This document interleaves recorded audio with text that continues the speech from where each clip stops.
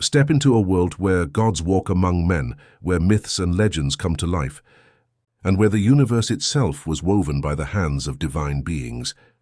We invite you to discover the Popol Vuh, the sacred book of the Maya, a work that shines with the magic and wisdom of an ancient civilization. In these pages, the secrets of the creation of the world, the feats of legendary heroes, and the profound mysteries of life and death unfold before your ears. The Popol Vuh is more than just a story. It is a portal to a time where reality intertwined with the supernatural, where every mountain, river, and star had a purpose and a story to tell. Join us on a journey through the sacred fabric of the Mayan universe, guided by the words of ancient sages who reveal the secrets of the cosmos and the human spirit. Immerse yourself in the epics of the hero twins Hunahpu and Xibalba, whose adventures in the underworld Xibalba reveal universal truths about courage, cunning, and the immortality of the soul.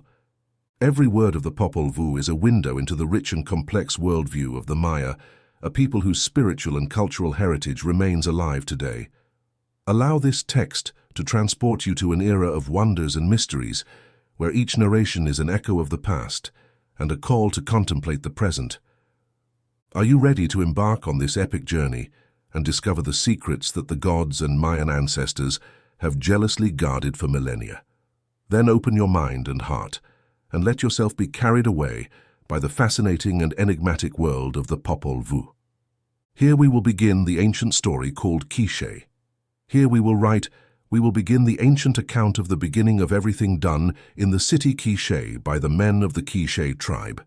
Here we will gather the declaration, the manifestation, the clarification of what was hidden, of what was illuminated by the builders, the shapers, the progenitors, the engenders, their names Master Magician of the Dawn, Master Magician of the Day, Great Tapir of the Dawn, powerful dominators of the sky, spirits of the lakes, spirits of the sea, those of the green jade, those of the green cup.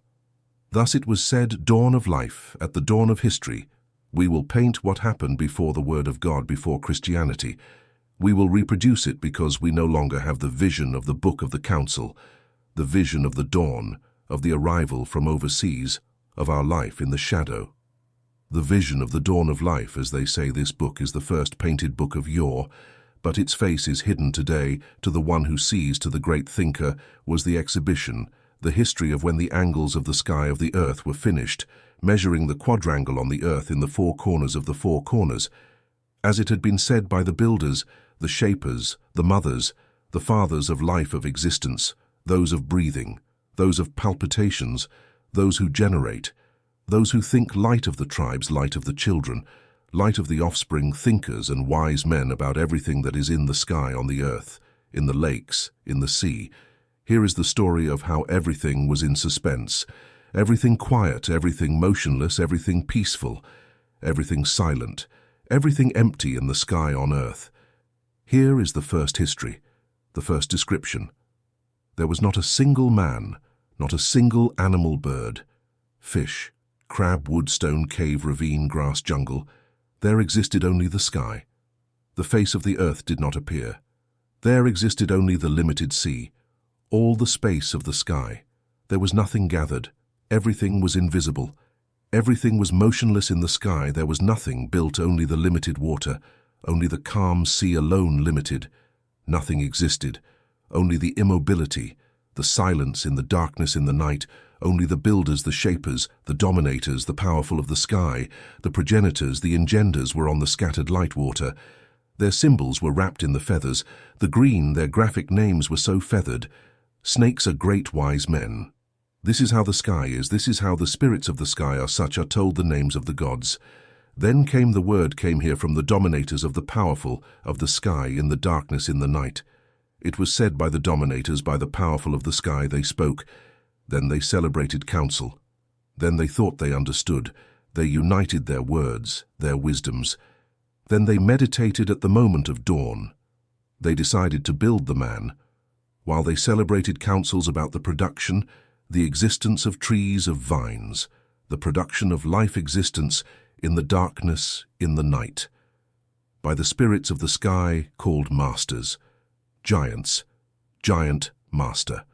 Lightning is the first trace. Of lightning is the second splendor. Of lightning is the third. These three are spirits of the sky. Then they met with them, the dominators, the powerful of the sky, then celebrate a council about the dawn of life. How would germination be done? How would dawn be made? Who would sustain, nourish, that it be fertilized, that this water part be emptied, that the earth be born, be affirmed, they said. That germination be done, that dawn be done in the sky on the earth, because we will not have nor adoration nor manifestation for our built, our formed, until the built man is born, the formed man. So they spoke, for which the earth was born. Such was truly the birth of the existing earth, they said, and then only a mist was born, only a cloud was the birth of matter. Then came out of the water. The mountains immediately came out, the great mountains, only by magic knowledge, by the magic power was done. What had been decided with the edge of the mines, to the plains immediately born simultaneously on the surface of the earth, the cypress trees, the pine trees, and the powerful of the sky rejoiced so welcome, or spirits of the sky, or giant master lightning, or trace of lightning, or splendor of lightning, that our construction, our formation be finished, answered. Firstborn the earth, the mountains, the plains were put on the waters, the streams walked among the mountains. So the start-up of the waters took place when the great mountains appeared. So was the birth of the earth, when born by order of the spirits of the sky, of the spirits of the earth, because they are called those who first fertilize the sky, being in suspense, the earth being in suspense in the water, so was fertilized when they fertilize. Then their conclusion, their composition were meditated by them, then fertilize the animals of the mountains, guardians of all the jungles, the beings of the mountains, deer birds, pumas, jaguars, snakes, vipers, snakes, ganti, guardians of the vines. Then the progenitors, the engenders, said, there will be nothing but silence, immobility. At the foot of the trees of the vines, it is good that there should be guardians. Thus they said, fertilizing, speaking. Instantly the deer were born. The birds were then given their dwellings. To the deer and to the birds it was said, deer on the path of the streams, in the ravines, you will sleep here. You will live in the grasses, in the weeds, in the jungles. You will fertilize on 4 feet. You will go, you will live. It was done as it was said. Then were also given the dwellings of the little birds, of the great birds. Birds, I will walk on the trees, on the vines, I will dwell, I will engender, I will multiply on the branches of the trees, on the branches of the vines. Thus it was said to the deer, to the birds, so that they would do what they should do. All took their dormitories, their dwellings. Thus the progenitors, the engenders, gave their houses to the animals of the earth, being thus all finished, deer, birds. It was said to the deer, to the birds by the same builders, the formers, the progenitors, the engenders, speak, shout. You can chirp, scream.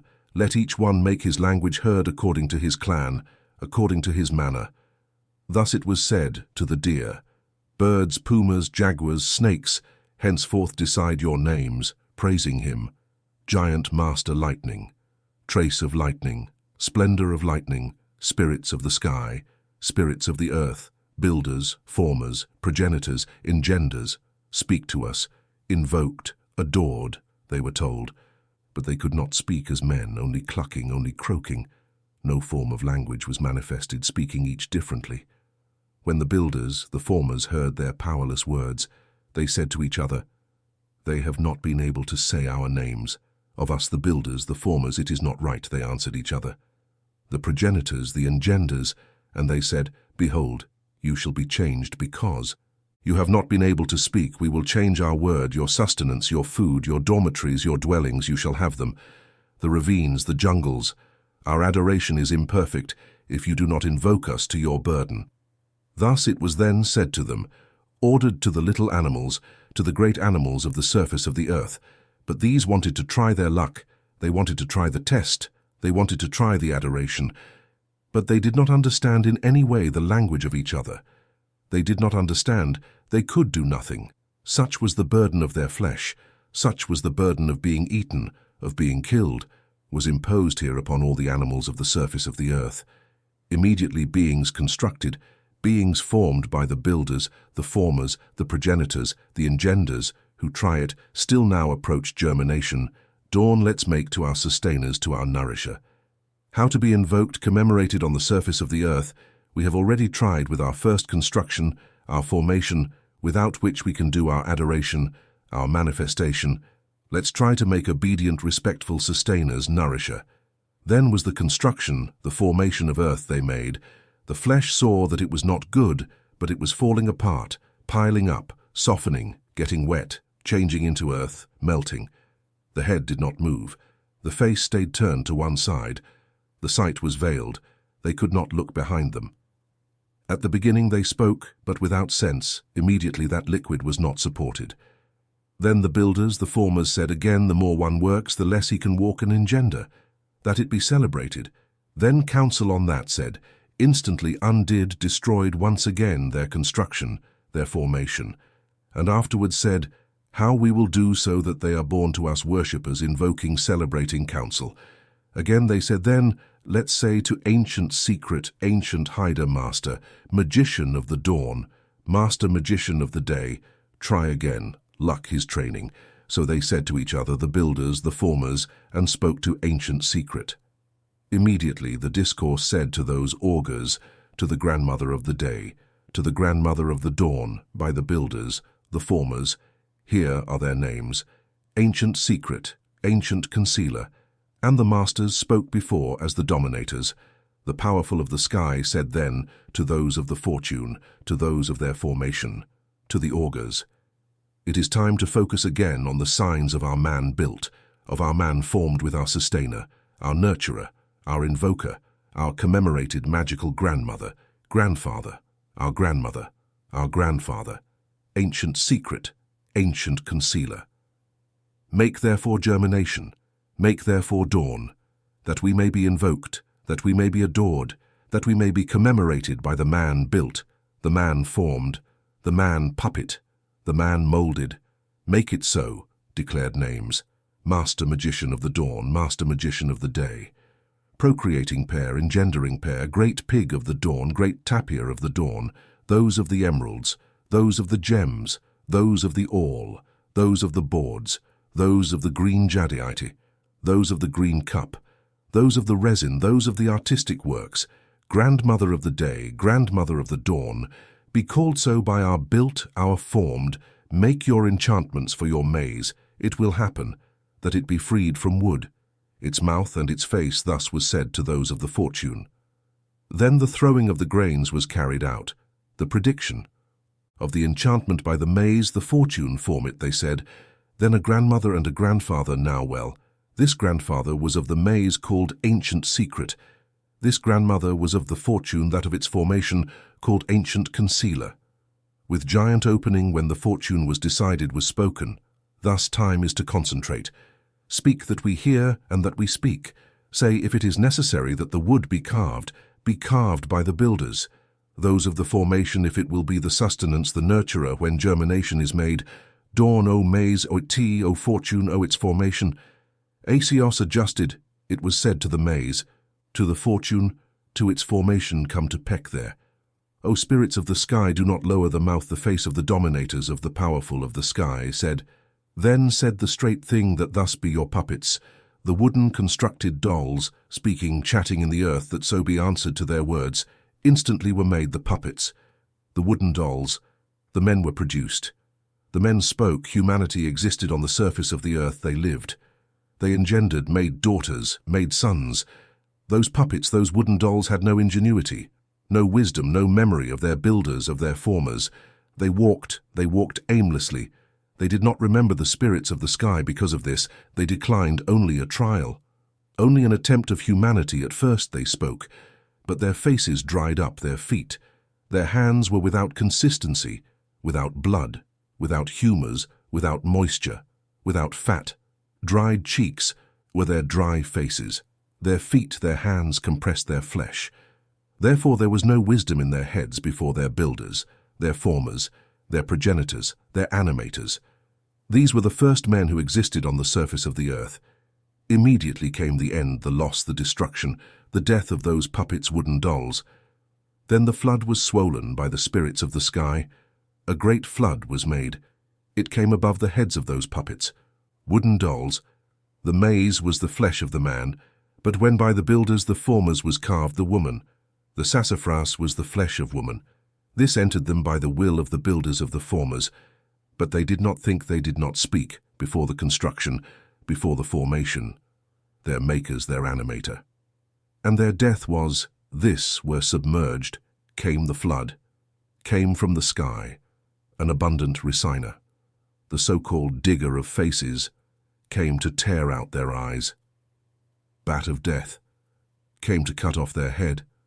Sorcerer, peacock, came to eat their flesh. Bujo bruo came to crush, to break their bones. Their nerves were crushed, were pulverized in punishment of their faces, because they had not thought before their mothers, before their fathers, the spirits of the sky called giant masters. Because of this the face of the earth darkened, began a dark rain, rain of day, rain of night. The small animals, the large animals arrived, the wood. The stone manifested their faces, their grinding stones, their clay dishes, their bowls, their pots, their dogs, their turkeys.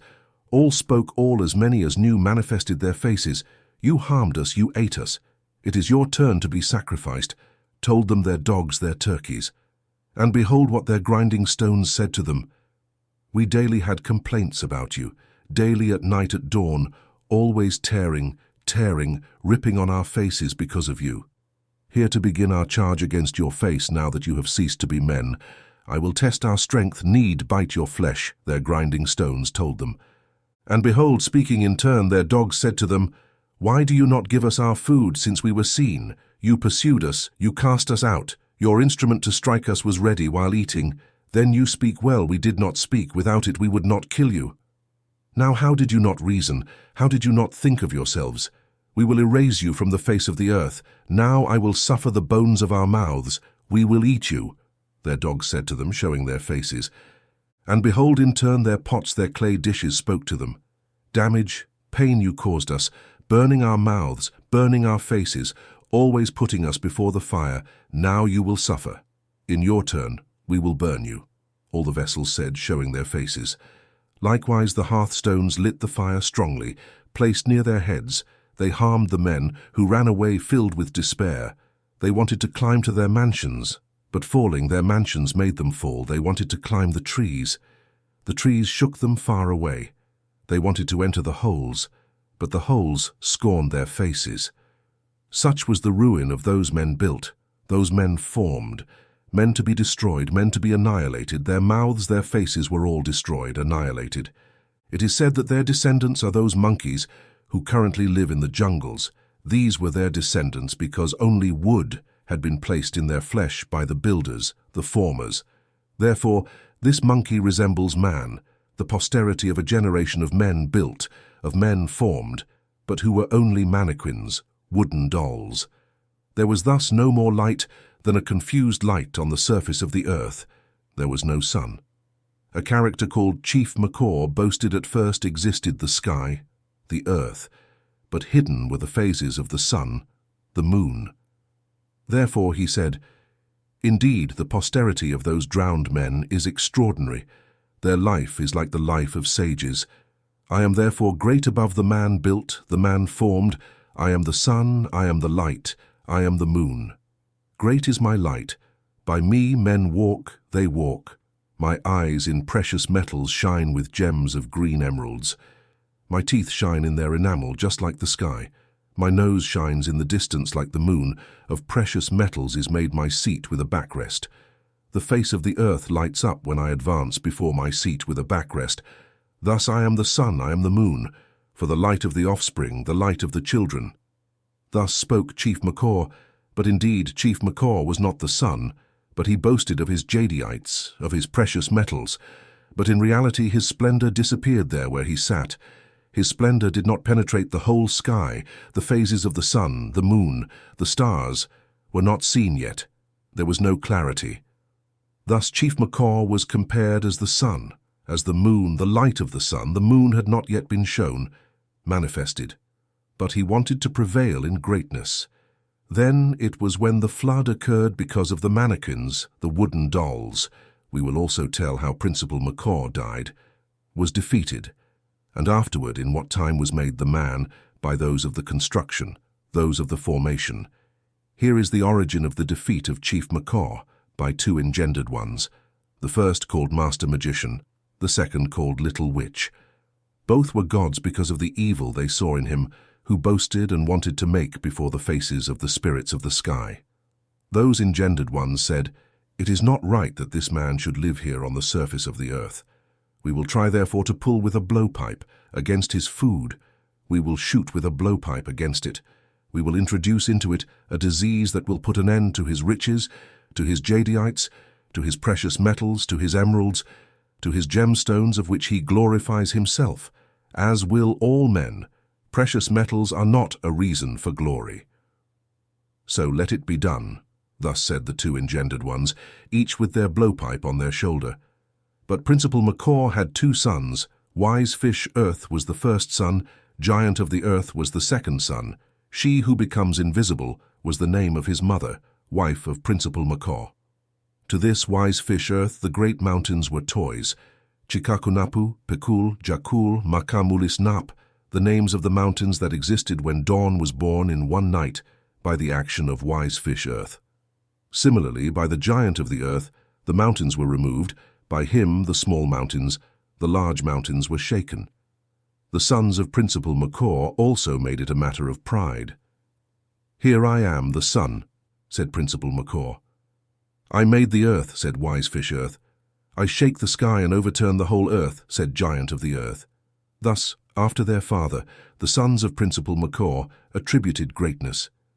Here then was the evil that the engendered ones saw. Our first mothers, our first fathers had not yet been made. Thus was decided the death of the three, their loss by the engendered ones. Now behold the blowpipe shots against Principal Macaw by the two engendered ones.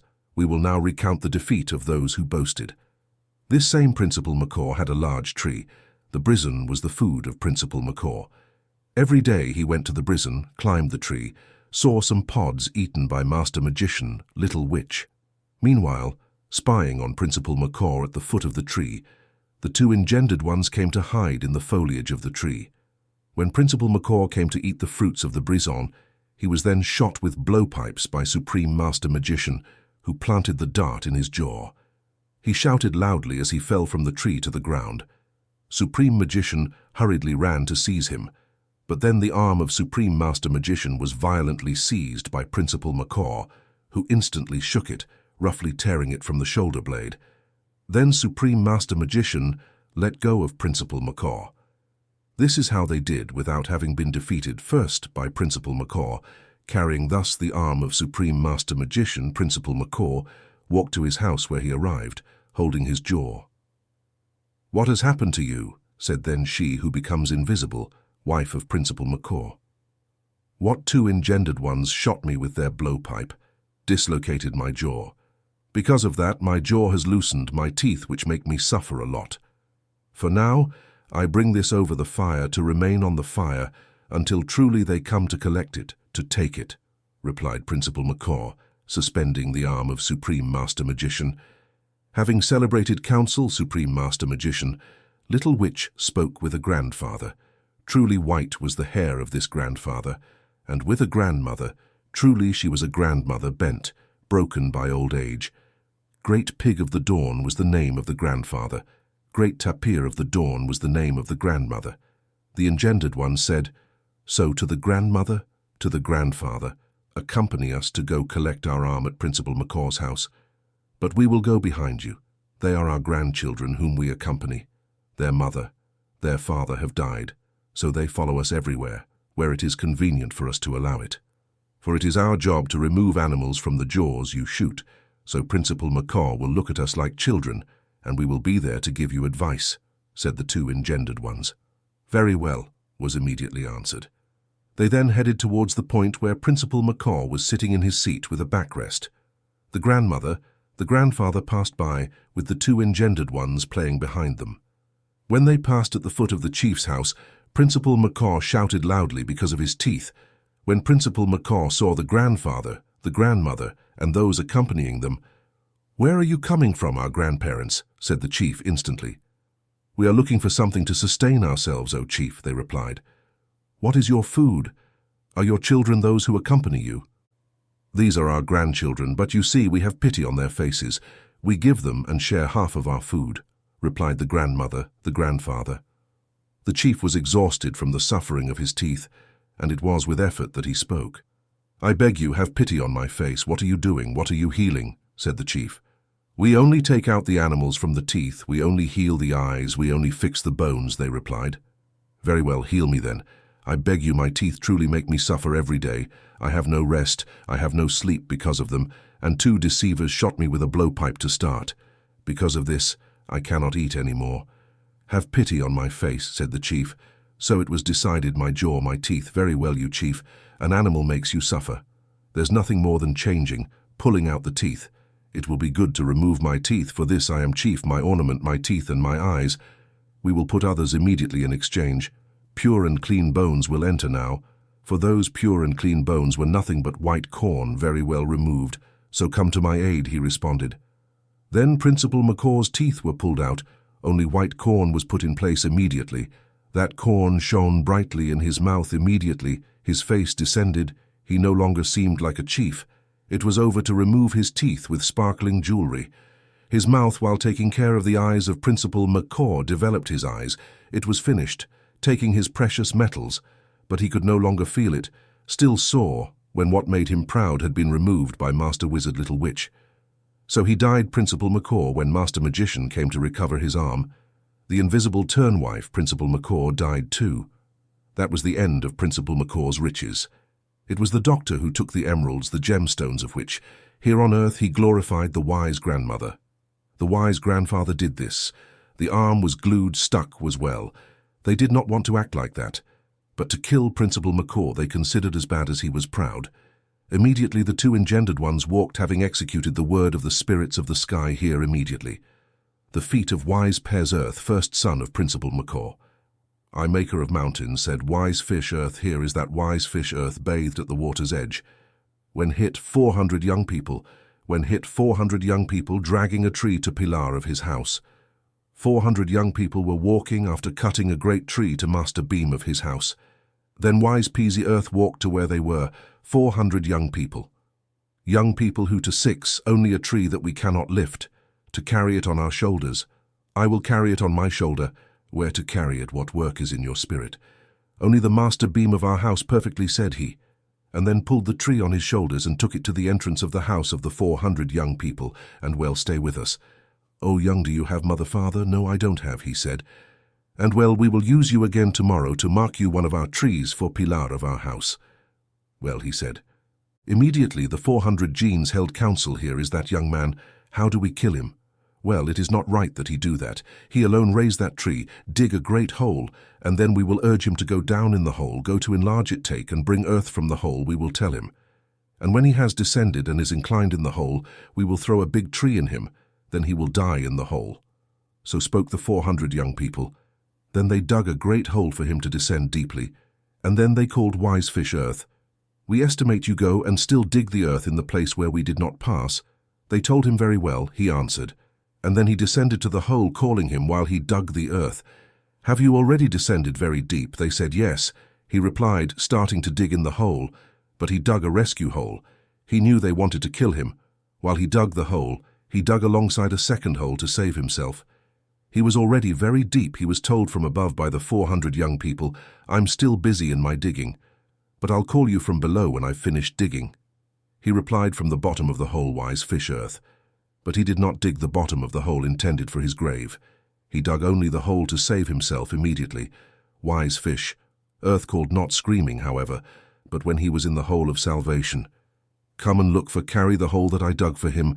I have truly descended far, do not hear my call, but here is your call, that resounds like one too dry. I hear, where are you? He said, Wise Fish Earth in the hole, where he hid and called from the bottom of that hole. And behold, with strength I brought the great tree by the young men, immediately threw the tree in the hole. Let no one speak. Let's wait, only for him to shout at the top of his voice to die, said one to the other. But they spoke in secret. They covered their mouths looking at each other while they threw the tree promptly. Now Wise Fish Earth spoke, shouted at the top of his voice, but called only once while the tree was falling. Oh, how we have successfully done what we have done is dead. If unfortunately he had continued the work which he had taken over. Sorry for us, he had entered as the first among us. The 400 young men said, rejoicing. Still we have to do for 3 days. Our fermented drink spend 3 more days drinking for the foundation of our house. We, the 400 young men, tomorrow, we will see the day after tomorrow too. If they do not come from the earth, the ants will take away. When dirty right away, our heart will be at rest while we drink our fermented drink. Said now there in the whole wise fish. Earth heard what the young people said. Then on the 2nd day, suddenly the ants arrived, going and coming in a crowd to gather under the big tree from all sides. They brought hair, they brought claws of wise fish Earth. Seeing this, the young people finished. It said, the ants are gathering, come in multitude, bring from all sides their hair, their nails, here is what we have done. They said to each other, but wise fish Earth was alive, had cut the hair from his head. He had cut his nails with his teeth to give them to the ants, so the 400 young men believed him dead. Then on the 3rd day they started their fermented drink. Then all the young men got drunk. Being all drunk, the 400 young men had no more wisdom. Then their house was knocked down on their heads by wise fish Earth, and they ended up being all destroyed. Not 1 nor 2 of those 400 young men were saved. They were killed by wise PZ Earth, son of Principal Macaw. So the 400 young men died. It is said that they entered the constellation called because of them the Pile. But this is perhaps only a fable here. We will also tell the defeat of wise fish Earth by the 2 engendered. Here is the defeat, the death of wise fish Earth when he was defeated by the engendered master wizard Little Witch. Here is what struck the heart of those engendered. The 400 young men killed by wise fish. Earth only fish, only crabs held. He sustained himself. He was fed on the edge of the water that was his daily food by day. RBA looking for his subsistence by night, carrying the mountains. Right away, a big crab was imitated by Master Wizard Little Witch. They put a face on it, wooden EC, because the wood of Ek is found everywhere in the forests. They made with it the big legs of the crab after Pajak. The small legs, we put the back face of the crab, immediately put this turtle at the bottom of a grotto at the foot of a big mountain. Meban name of the mountain of defeat. Then the engendered went to meet wise fish Earth on the edge of the water. Where are you going, O son? Said to wise fish Earth. I'm not going anywhere, but I'm looking for my subsistence, said wise peas Earth. What is your food? Only fish, only crabs. I have not been able to catch them here 2 days ago. And I can no longer hunger, wise peas Earth, to Master Wizard Brujito below, at the bottom of the barranca. There is a crab, a really big crab would be a glorious call for your subsistence, but it bit us when we tried to catch it, and we were scared for nothing. We would go to get it, said, Master Wizard and Brujito, have mercy on my face, come show me it. Oh, engendered, said wise peas Earth, no way, we just want you to go there. It is not possible to get lost. Just go to the edge of the water, and you will reach the foot of a big mountain where it echoes in the bottom of the barranca. Go, said a master wizard. Brujito, I have pity on my face. Oh, engendered, where to find it, come. Show me. There are many singing birds that you can shoot with a blowpipe. I know where they are. Said wise peas Earth. His humility pleased thee. You will know how to catch it if we go back there because of you. Certain we no longer try it. Bit us when we entered. Bent down. We were scared when we entered. Hunched. But we almost reached it. Is good, then that you enter there bent over. They told him very well, answered wise fish Earth. Then walked in his company after, came to the bottom of the barranca, inclined from both sides. The crab straightened forward. His back at the bottom of the barranca was the snare of them perfectly, would already put it in my mouth, said, rejoicing wise Earth, because he really died of hunger. So he tried to bend down, he tried to enter. The crab went up, then he retreated. You have not reached it, said. The 2 engendered. It is not there, but it went up. But at first he almost caught it. It might be good that I enter. Replied he, after bending in, he finished entering. He showed outside only the tips of his feet. The big mountain finished, mining, crushed, descended upon his heart. He no longer moved. Wise fish. Earth was stone. So was the defeat of wise fish Earth by the engendered master wizard Little Witch Mountain Maker. Says the story of Antonio's first son of Principal Macaw at the foot of the mountain called Mevan was defeated is only by magic, as was defeated the second of those who were proud. Let's tell the story of another. the third of those who were proud. Second son of Principal Macaw, called Giant of the Earth, said, I destroy the mountains, and Master Wizard Little Witch also defeated Giant of the Earth. Master Giant Lightning Footprint of Lightning Splendor of Lightning said, speaking to Master Wizard Little Witch that also has been defeated, the second son of Principal Macaw. Such is our word, because it is not good what he does on the earth. Exalt his glory, his greatness, his power, that is no longer so attract him sweetly towards the east. Said also the masters giants to the two engendered very well leaders. They replied, it is not good what we see, you are not existence, the foundation. The spirits of heaven said, the engendered receiving the word of the giants' masters, and at that moment Giant of the Earth destroyed the mountains, no matter how much with the foot you hit the earth soon. Because of this the big mountains were torn apart. The small mountains then was found by the engendered young man. Where are you going? They said, I knock down the mountains. I am their destroyer as long as there are days, as long as there are dawns. He said, he answered then in turn, Giant of the Earth, said to Master Wizard Little Witch, why do you come to us? I do not know your faces. What is your name? So said Giant of the Earth, we have no name. Only we marry with katana, only we marry with league in the mountains. We are only poor, nothing is ours, or young man only. We go through the small mountains, the big mountains. O young man here, we have seen a big mountain, but where it is seen in precipices it rises to great height. It is so high that it exceeds all the mountains. We could not, for in it 1 or 2 birds or young, but you really knock down all the mountains. O young man said, Master Wizard Little Witch to Giant of the Earth, did you really see the mountain? You say, where is it? I will see it and knock it down. Where did you see it? It is down there to the east. They answered, Master Wizard Little Witch, well, choose our way, said he to the engendered. No, we will not put you between the two in the middle, and one will be on your left, one on your right, because of our bolus. If there are birds, we will shoot them with the bolus, they replied joyfully. Try to shoot with their bolus here. Shooting with their bolus. There was no value in their bolus. They only blew. Shooting with their bolus against the birds. Giant of the Earth was amazed. Then the engendered rubbed fire roasted their birds before the fire rubbed with chalk around a bird. They put white earth. Here's what we'll give you to excite your gluttony by the usmo, that in it we'll find our bird, will knock him down, just as the earth is surrounded all around by us. This bird to earth we will throw it on earth. It will bury it too much science in a built one formed when the germination begins, when the dawn begins, said the engendered, certainly because of the desire of all hearts to eat, to crush the heart of Giant of the Earth. You will want Master Wizard Little Witch. During that time they roasted the bird which sowed, and yellow roasting the juice of the bird dripped.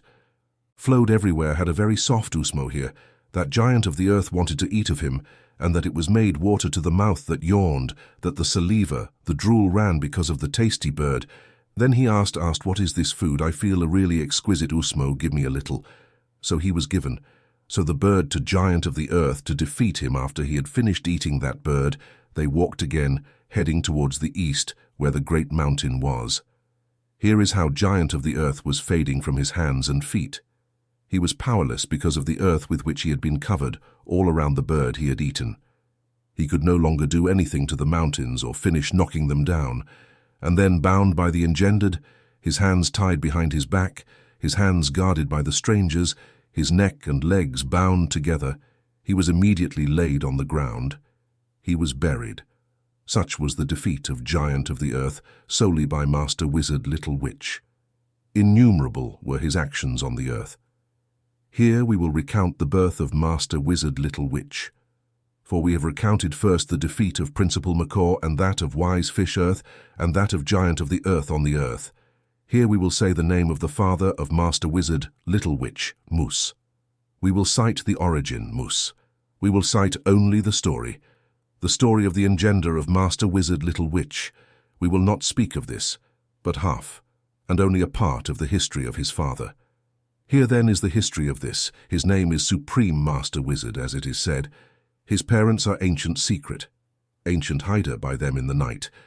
They were engendered Supreme Wizard, Principal Master Wizard, by Ancient Secret, Ancient Hider. Now then, Supreme Wizard engendered 2 sons. Master Monkey is the name of the first son. Master Monkey is the name of the second son. And the name of their mother is this, Monkey, begetter.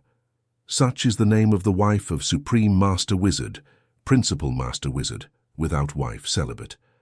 But these 2 sons were very big and very wise, great their science, augurs here on earth, good their existence. Their birth was shown all science before Master Monkey. Master Monkey, sons of Supreme Master Wizard, Master Monkey, became musicians, singers, dart shooters, painters, sculptors, jewelers, goldsmiths. Now then, Supreme Master Wizard, Principal Master Wizard, no longer did more than play target, than play ball. Every 2 days we found it arrived, came immediately to the sky with the giants, while they remained here on earth. The mother of Master Monkey, died. Here, walking towards Carve, they played ball. They heard Supreme dead, Principal dead, heads of Carve, what they do on earth, who shakes it, who makes such a noise, which is sent to search for Carlos to bring them here, that they come to play ball so that we truly beat them. We are not obeyed by them. There is no obedience, there is no respect for our being. They do nothing but fight over our heads, said all Carve. Then all celebrated council. These called Supreme dead, Principal dead, the great deciders of word. Here to all the heads to whom these gave their power positions, each head by order of Supreme dead, Principal dead. Here then the names of the heads extend. Lame gathers, blood his office, the men who have blood flows. Here also the heads, maker of abscesses, maker of jaundice. Their power to give men tumours, to give them abscesses in the legs, and this was the power of maker of abscesses, maker of jaundice. Here also the heads, rod of bones, rod of skulls, those of rod of Carve. Only of bones were their rods, his stewardship to ossify men, so that not being more than bones and skulls when dying, there is no more to collect than their skeletons. Such was the function of those called bone rod, skull rod. Here also were the chiefs called maker of treason, maker of misfortune. Here are their roles, to ensnare man into treason, whether behind his dwelling or in front of it. Whoever had the misfortune to fall on his back on the ground, he died. Such was the power of maker of treason, maker of misfortune. Here also were the chiefs called blood hawk or pressure hawk. Here is their power. Man died on the road of what is called sudden death, coming upon him suddenly, blood rushing to the throat while he walked. Such was the power of blood hawk, pressure. Here they gathered in council to combat, torment Supreme Master Wizard, Principal Master Wizard. If Baal wanted to mock Supreme Master Wizard, Principal Master Wizard, of his leather shields, his rings, his gloves, his crowns, and the helmets with which Supreme Master Wizard, Principal Master Wizard adorned themselves. Here then we will tell of their journey to Calve, leaving ours part to Master Monkey, Master Simeon, sons of Supreme Master Wizard, whose mother was already dead. Then we will recount the defeat of Master Monkey, Master Simeon by Master Wizard Witch. Then the messengers of Supreme Dead, Principal Dead set out on their journey, or counselors of men, saying, "Go call Supreme Master Wizard, Principal Master Wizard. Tell them to come with us, let them come here to play ball with us, to revive us," the chief said. "When they come, bring what they have, their rings, their gloves. Let them also come with their ball," the chief said. "Tell them come." Thus the messengers said. Here are the messengers: owl arrow, giant owl, macaw owl, owl head. These were the messengers of Calve. Owl arrow was swift as an arrow. Giant owl's nature was that of a giant macaw owl. Its nature was to have a back of fire. Owl head had only one head, no legs, but wings. These 4 messengers had the office of counselors of men. Departing from Calve, they arrived immediately and perched at the ball game. Supreme Master Wizard, Principal Master Wizard, was playing ball there in the ball game called the ball game, horned with a large fronton.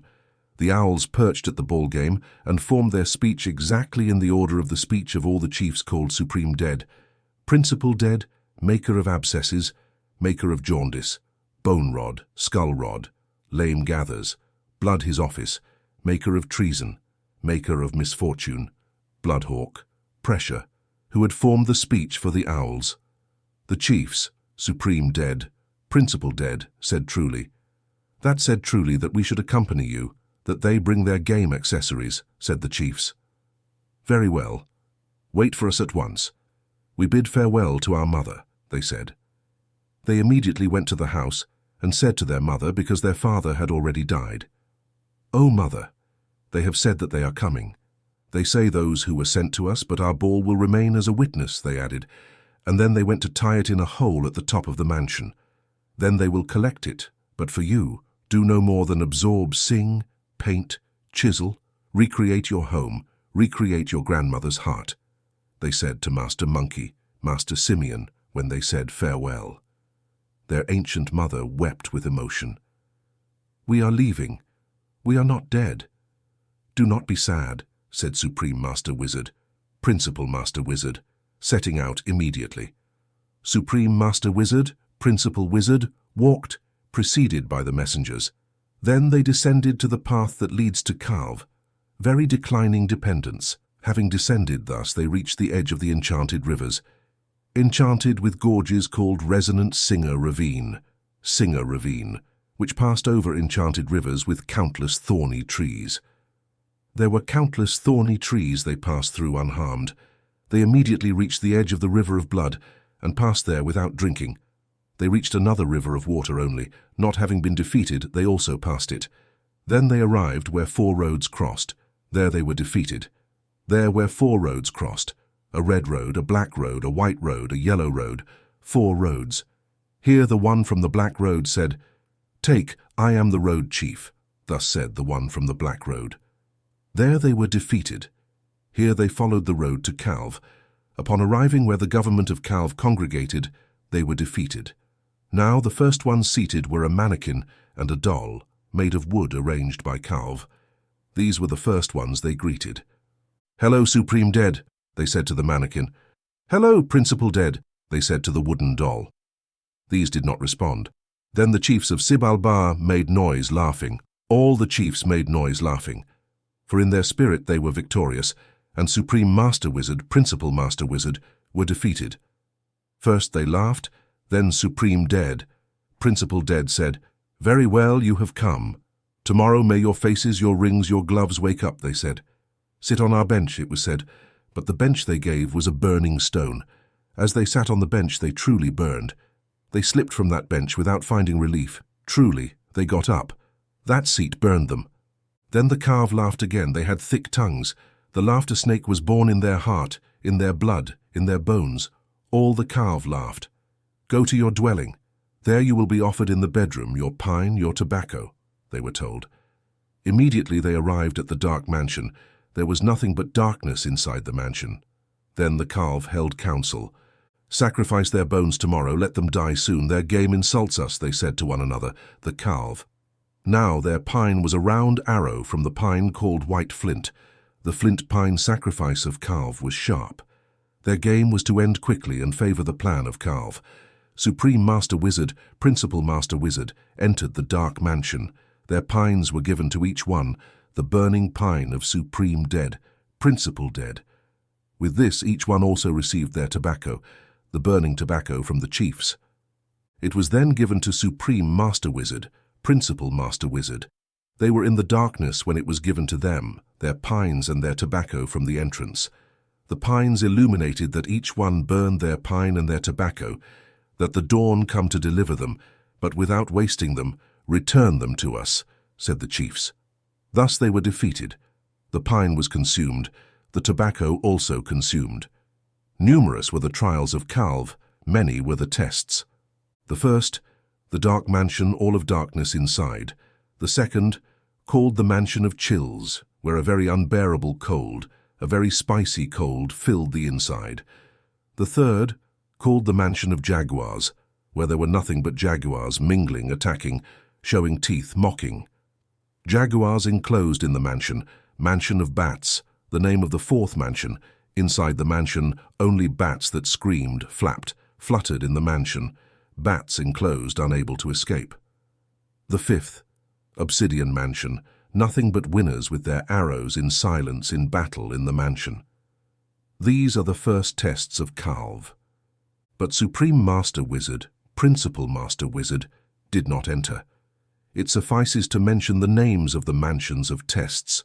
When Supreme Master Wizard, Principal Master Wizard, arrived before Supreme Dead, Principal Dead, "Where is my tobacco? Where is my pine that they took from you last night?" they were told.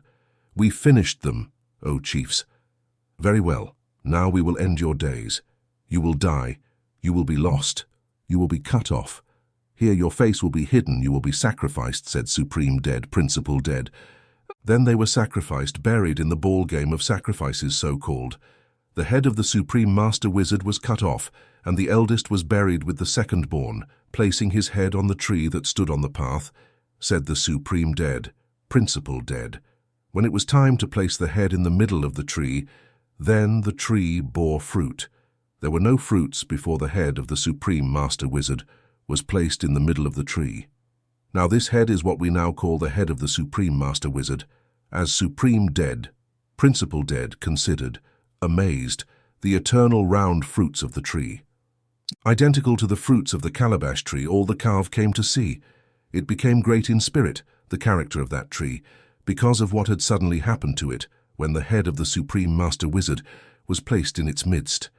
Then the Xibalba said to each other, "Let no one pick their fruits, let no one come to the foot of the tree." Thus said all the calf, forbid each other from then on. The head of the Supreme Master Wizard was no longer uncovered, but formed only one hole with the fruits of the tree called calabash. But a young woman heard this great story, and here we will recount her adventure. And here is the story of a young woman, daughter of a chief named Reunite's Blood. And here a young woman, daughter of a chief, heard Reunite's Blood was her father's name, the blood was the young woman's name. When she heard the story of the fruits of the tree told by her father, she marveled greatly at such a tale. "Why should I not go see this tree that is spoken of? For what I hear of these fruits sounds truly pleasant," she said to herself. So she departed alone and arrived at the foot of the tree planted in the midst of the ball game of sacrifices. "Ah, these are the fruits of the tree. How pleasant are the fruits of this tree. I will die, I will be lost if I pick some," said the young woman. Then the bone that was in the middle of the tree spoke. "What do you desire?" "These round balls on the branches of the upper tree are nothing but bones," said the head of the Supreme Master Wizard, speaking to the girl. "Do you still desire them?" he added. "That is my desire," said the young woman. "Very well, extend only the end of your hand," he said. "Yes," said the girl, extending her hand, which she held out before the bone. Then the bone forcefully spit saliva into the outstretched hand of the young woman. She instantly looked with a curious look at the palm of her hand, but the saliva of the bone was no longer in her hand. "In that saliva, that spittle, I have given you my posterity. Thus my head will speak no more. It is nothing but a bare bone. Thus are also the heads of the great chiefs.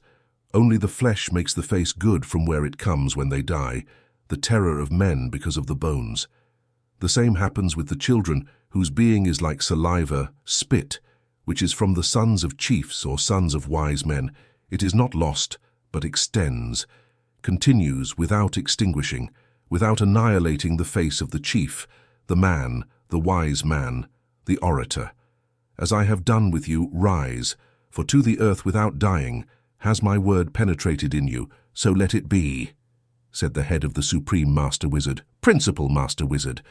Now this magic they had done through the word of the Master Giant, lightning, footprint of lightning, splendor of lightning. The young woman returned to her home, having been given numerous warnings, and instantly only by the saliva her children were born in her womb. Such was the procreation of the Master Wizard, the witch. The young woman arrived home. 6 moons had passed. Then she was examined by her father, Reunite's Blood, her father's name. After the examination of the girl by the father, he saw that there was a child there. Then the chiefs, Supreme Dead, Principal Dead, gathered all their wisdom with that of Reunite's Blood. "O chiefs, behold, my daughter has a child by fornication," said Reunite's Blood upon coming together with the chiefs. "Well, dig her grave. If she does not speak, let her be sacrificed. Let her be sacrificed far from here," said he. "Very well, O great chiefs," he responded. Then he asked his daughter, "O my daughter, who is the possessor of the child in your womb?" She responded, "O my father, there is no child, there is no man of whom I know the face." Perfectly true, O fornicator. Take her away, O counsellors of men, sacrifice her heart in a cup, return her today to the side of the chiefs, he said to the owls. Then the 4 owls went to the top, walked carrying the teenager in their arms, carrying the white flint to sacrifice her. O messengers, you would not do well to kill me, for without fornication I conceived what is in my womb, which was engendered when I went to admire the head of the supreme master wizard that is in the ball game of sacrifices. Therefore, do not sacrifice me, said the teenager, speaking to them. What shall we put in place of your heart?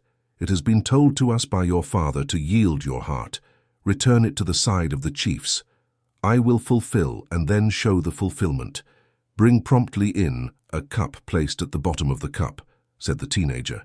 The heart did not speak to us. What shall we present in the cup? However, we want you not to die, said the messengers. Very well, this heart cannot be theirs, your house cannot be here either.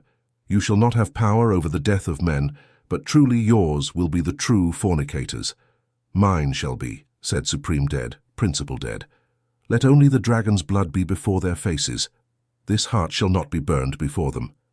Put the fruit of the tree, said the young woman, and the red sap of the tree came out and flowed into the cup, swelled there, and became a substitute for the beating heart.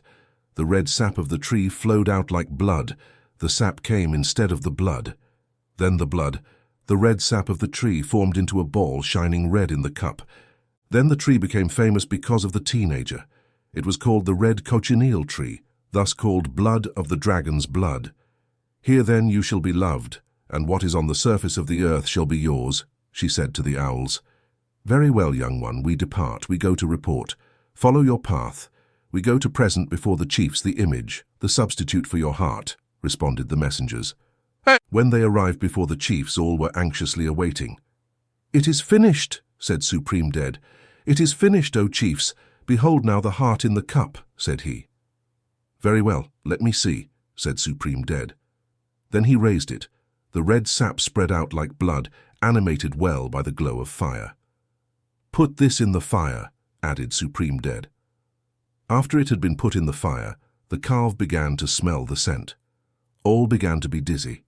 Truly pleasant was the perfume they smelled from the smoke of the blood. While they stayed thus, warned by the teenager, many of the woods ascended to the cavity above the earth, where ascended also the sweat-inducer. Thus the chiefs of Calv were defeated by this young woman who mocked them all. The grandmother of Master Mono, Master Simio, was there when the woman of blood came to the grandmother's house of Master Mono, Master Simio. In it lived her sons, and it was not long before they were called Master Margot, the little sorcerer, when the woman arrived at the grandmother's house. The woman said to the grandmother, I have come, O mother, I your daughter-in-law, I your daughter. O mother, thus said on entering the grandmother's house, from where do you come? Where are my sons? Have they not died in Calv, their 2 descendants, the sign of their word called Master Mono, Master Simio? Do you not see them? Get out of here, go away, the grandmother answered the teenager. Indeed, I am certainly your daughter-in-law. I am from Supreme Master Wizard. Here he is, taken alive, Supreme Master Wizard, Principal Master Wizard. They are not dead. Their sentence has made them illustrious. You are my mother-in-law. See their dear faces, she said to the grandmother. Immediately Master Mono, Master Simio were irritated. They did nothing but make music. More than singing was their daily work, not painting, but sculpture, recreating the heart of their grandmother. The grandmother began anew. It was not only mine. There was fornication in your womb, O liar. My sons, of whom you speak, have died, the grandmother said again. Too true are my words, but you are my daughter-in-law, as I understand it. Go then to gather their food for those who eat. Go to a large full net. Return soon, since you are my daughter-in-law, she said to the teenager. Very well, she replied, and then took the path of the seedbeds that Master Mono, Master Simio had sown, for whom the field had been disassembled. The teenager followed and thus reached the seedbeds. Only 1 stalk in the field, not 2 stalks, 3 stalks, only 1 stalk showed its face. Then the heart of the unfortunate young woman was anguished. Woe is me, desired carnal. Where shall I gather the food net that has been told to me? She added.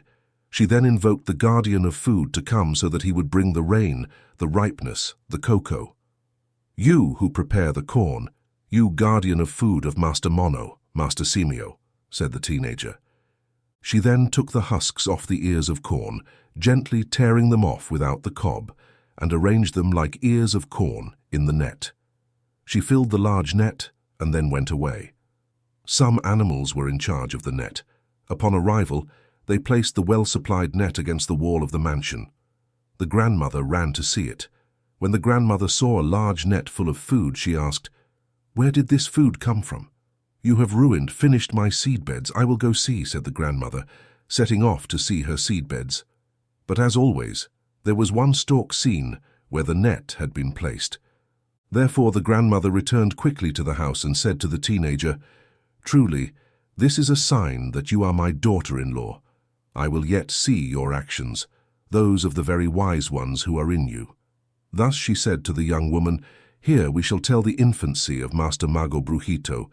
Here we shall recount his infancy." When the day of his birth arrived, the teenager called Blood gave birth. The grandmother did not attend the birth. Immediately the two who were born, called Master Mago Brujito, were born in the mountains. Then they entered the dwelling, but did not sleep. "Go take them outside, truly their mouths cry out," said the grandmother. So they were put on ants, but their sleep was pleasant there. From there they were taken and put on thorns. Now then, Master Mono, Master Simio desired that they die there on the ants, that they die there on the thorns. They desired it because they were rivals, envied by Master Mono, Master Simio. Initially their younger brothers were not received by them in the mansion. They did not know them and lived in the mountains. However, Master Mono, Master Simio were great musicians, singers. The two newborns grew, and great storms and sorrows fatigued them, tormented them. They had become great sages, musicians, singers, sculptors. Everything was well done by them. They knew their birth. They also knew that they were replacements for their father, who had gone to Calv, where he had died. Master Mono, Master Simio were great sages in their spirit. They had known everything from the beginning when their younger brothers were born. But their appearance was not shown because of their envy. Humiliation dominated their hearts. But no act of Master Mago Brujito harmed them. Indeed, these two did nothing more each day than pull with machetes. They were not loved by their grandmother, and Master Mono, Master Simio did not feed them. But when the food was finished, when Master Mono, Master Simio had eaten, then they came. They were not enraged, they were not irritated, but suffered. They knew their being and saw clearly each day. When they came, they brought birds that Master Mono, Master Simio ate without giving anything to one or the other. Master Mago Brujito, Master Mono, Master Simio did nothing more than music, singing. Now then, Master Mago Brujito had come without bringing birds. The grandmother was irritated when they entered. "Why did you not bring birds?" said Master Mago Brujito. "Our birds have become entangled in the leafy branches of a tree," answered the grandmother. "We cannot climb the tree to get them, grandmother. But let our older brothers climb it. Let them come with us, and let the birds fall," they added. "Very well, we will go with you," replied the firstborns. Now the wisdom of Master Mono, Master Simio, was dead in those two concerning their defeat. "We will not change, only their being and their belly will be our word. Due to the great torments that have been inflicted on us, so that we die, that we are annihilated, that we do not survive misfortune to us. Their younger brothers as servants have lowered us in their hearts. We will humiliate them the same, which we will do as a sign," they said to each other, while they walked at the foot of the tree called Yellow Stick, accompanied by their older brothers. They walked shooting with the blowpipes. Countless were the birds chirping in the tree, and their older brothers marveled at seeing those birds. "Here are the birds, but not a single one has fallen at the foot of the tree. None of our birds have fallen." "Go make them fall," they said to the firstborns. "Very well," they replied. But when they had climbed the tree grew, its trunk thickened, and when Master Mono, Master Simio wanted to descend afterward, they could not descend from the top of the tree. "From the top of the tree," they said. "Oh, younger brothers, how has this happened? Have mercy on our faces," they said. "Here, this tree scares those who look at it." "Oh, younger brothers," they said from the top of the tree. Master Mago Brujito said, "Unroll your bellies with a long hanging tip that I will throw behind, and so I will walk comfortably. they replied to the two younger brothers. Very well, said the firstborns, pulling on their loincloths, but instantly these turned into tails, and they were transformed into monkeys. Immediately they walked on the tops of the trees of the small mountains, of the large mountains. They walked in the jungles, rejoicing, swinging on the tree branch. Thus were Master Mono, Master Simio defeated by Master Mago Brujito, who did it only by their magical knowledge. Then they returned to their house. Upon arriving, they said to their grandmother and mother, "Oh, grandmother, what has happened to them? Suddenly their faces have become like those of animals," they said.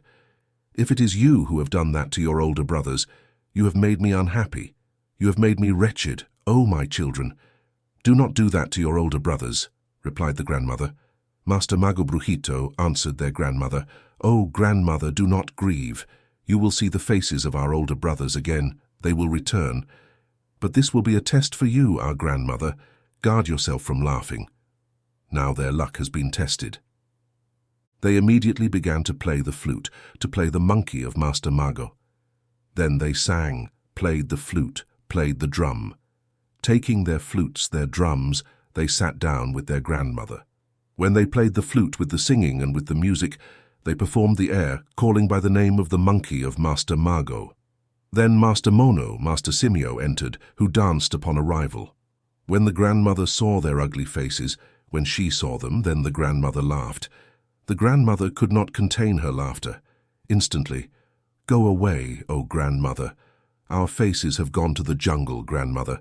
Why did you do that? 4 times only we will test, only 3 times still we will resonate the flute, the song. Hold back your laughter and let the test begin again," Master Mago Brujito said again. Then they played the flute again.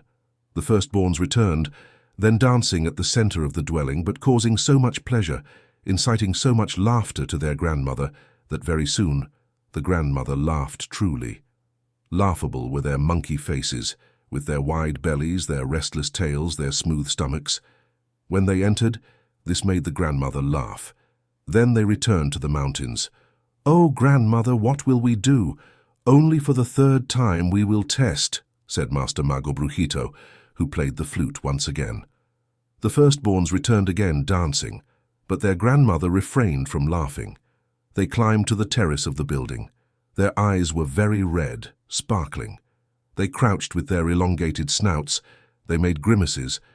Then the grandmother looked at them again, and instantly the grandmother burst into laughter. Due to the grandmother's laughter, their faces were never seen again. We will call them still for the 4th time. Then the second-borns played the flute again, but their older brothers did not return for the 4th time. Instead, they instantly went into the jungle.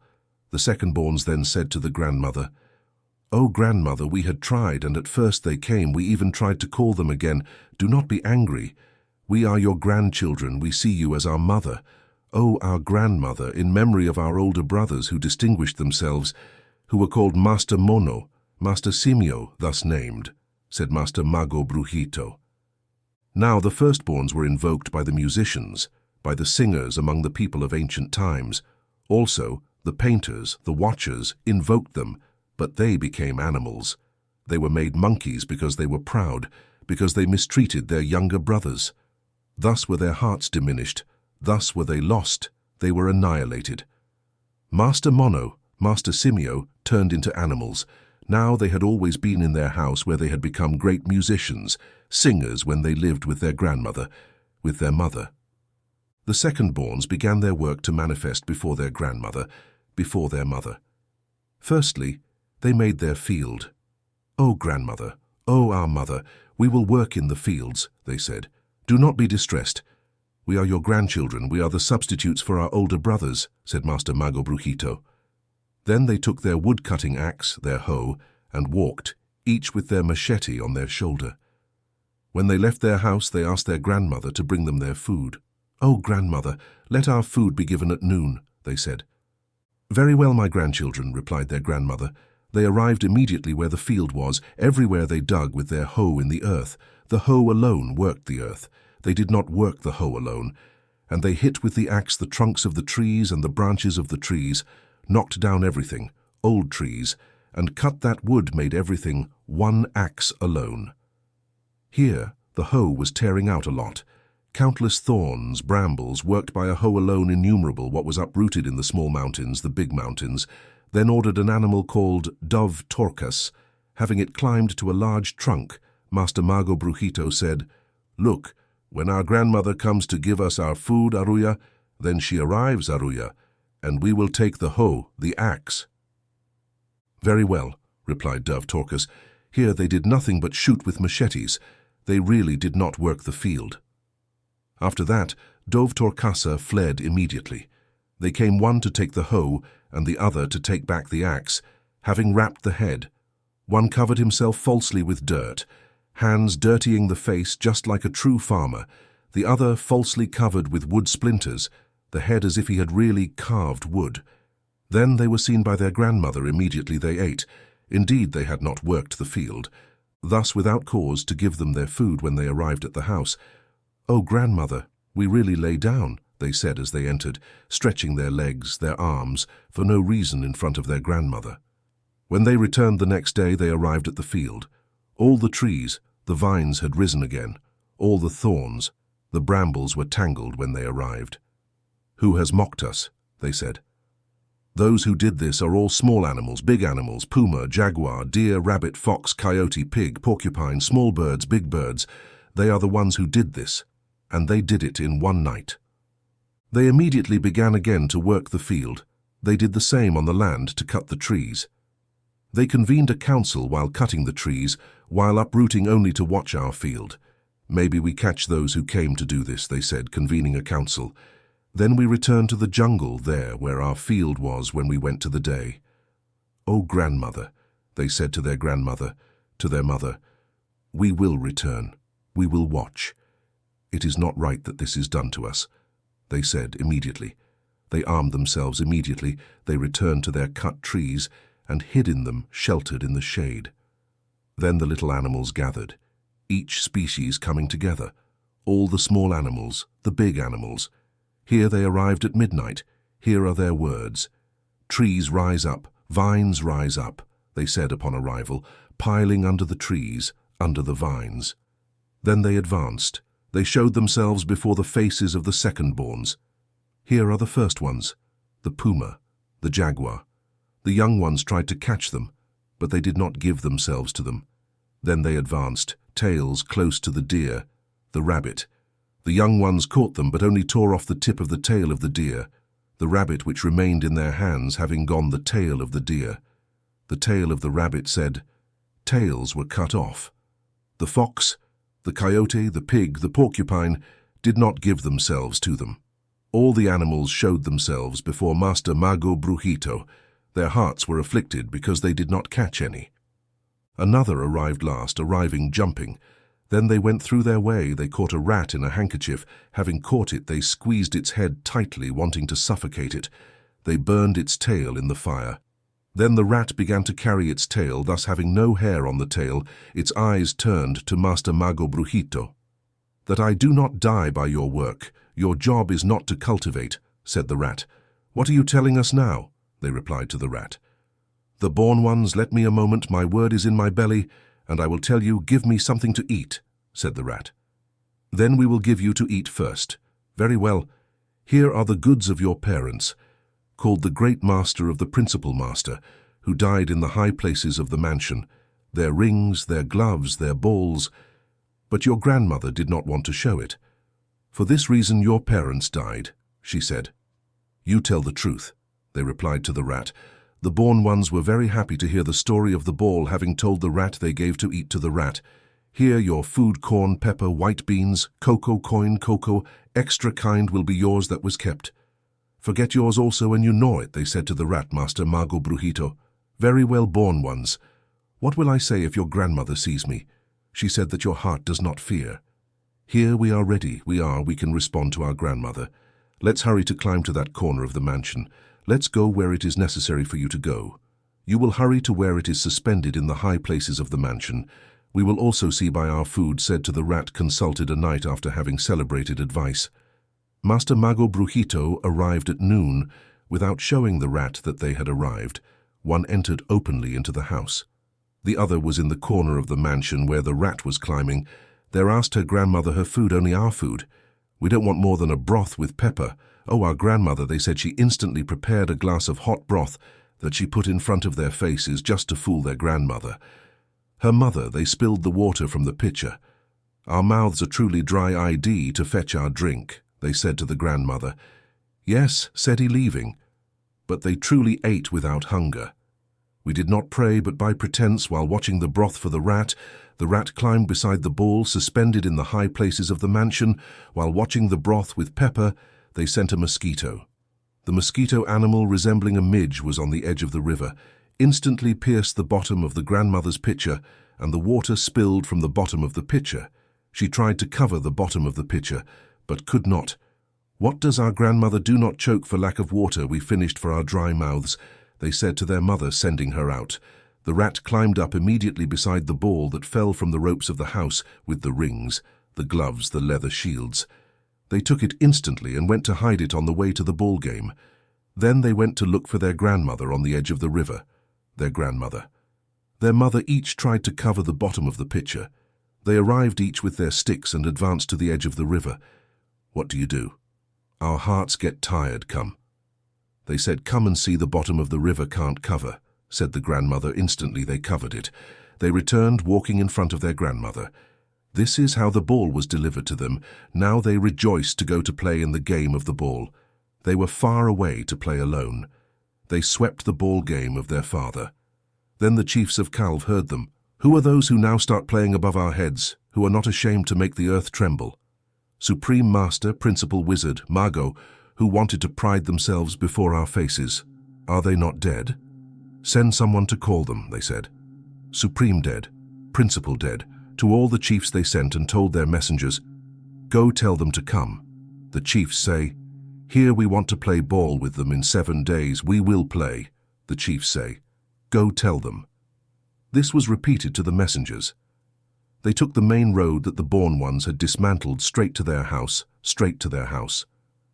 By it, the messengers arrived directly to where the grandmother was. The born ones were eating in the ball game when the messengers of Calv arrived. Indeed, let them come, says the grandmother.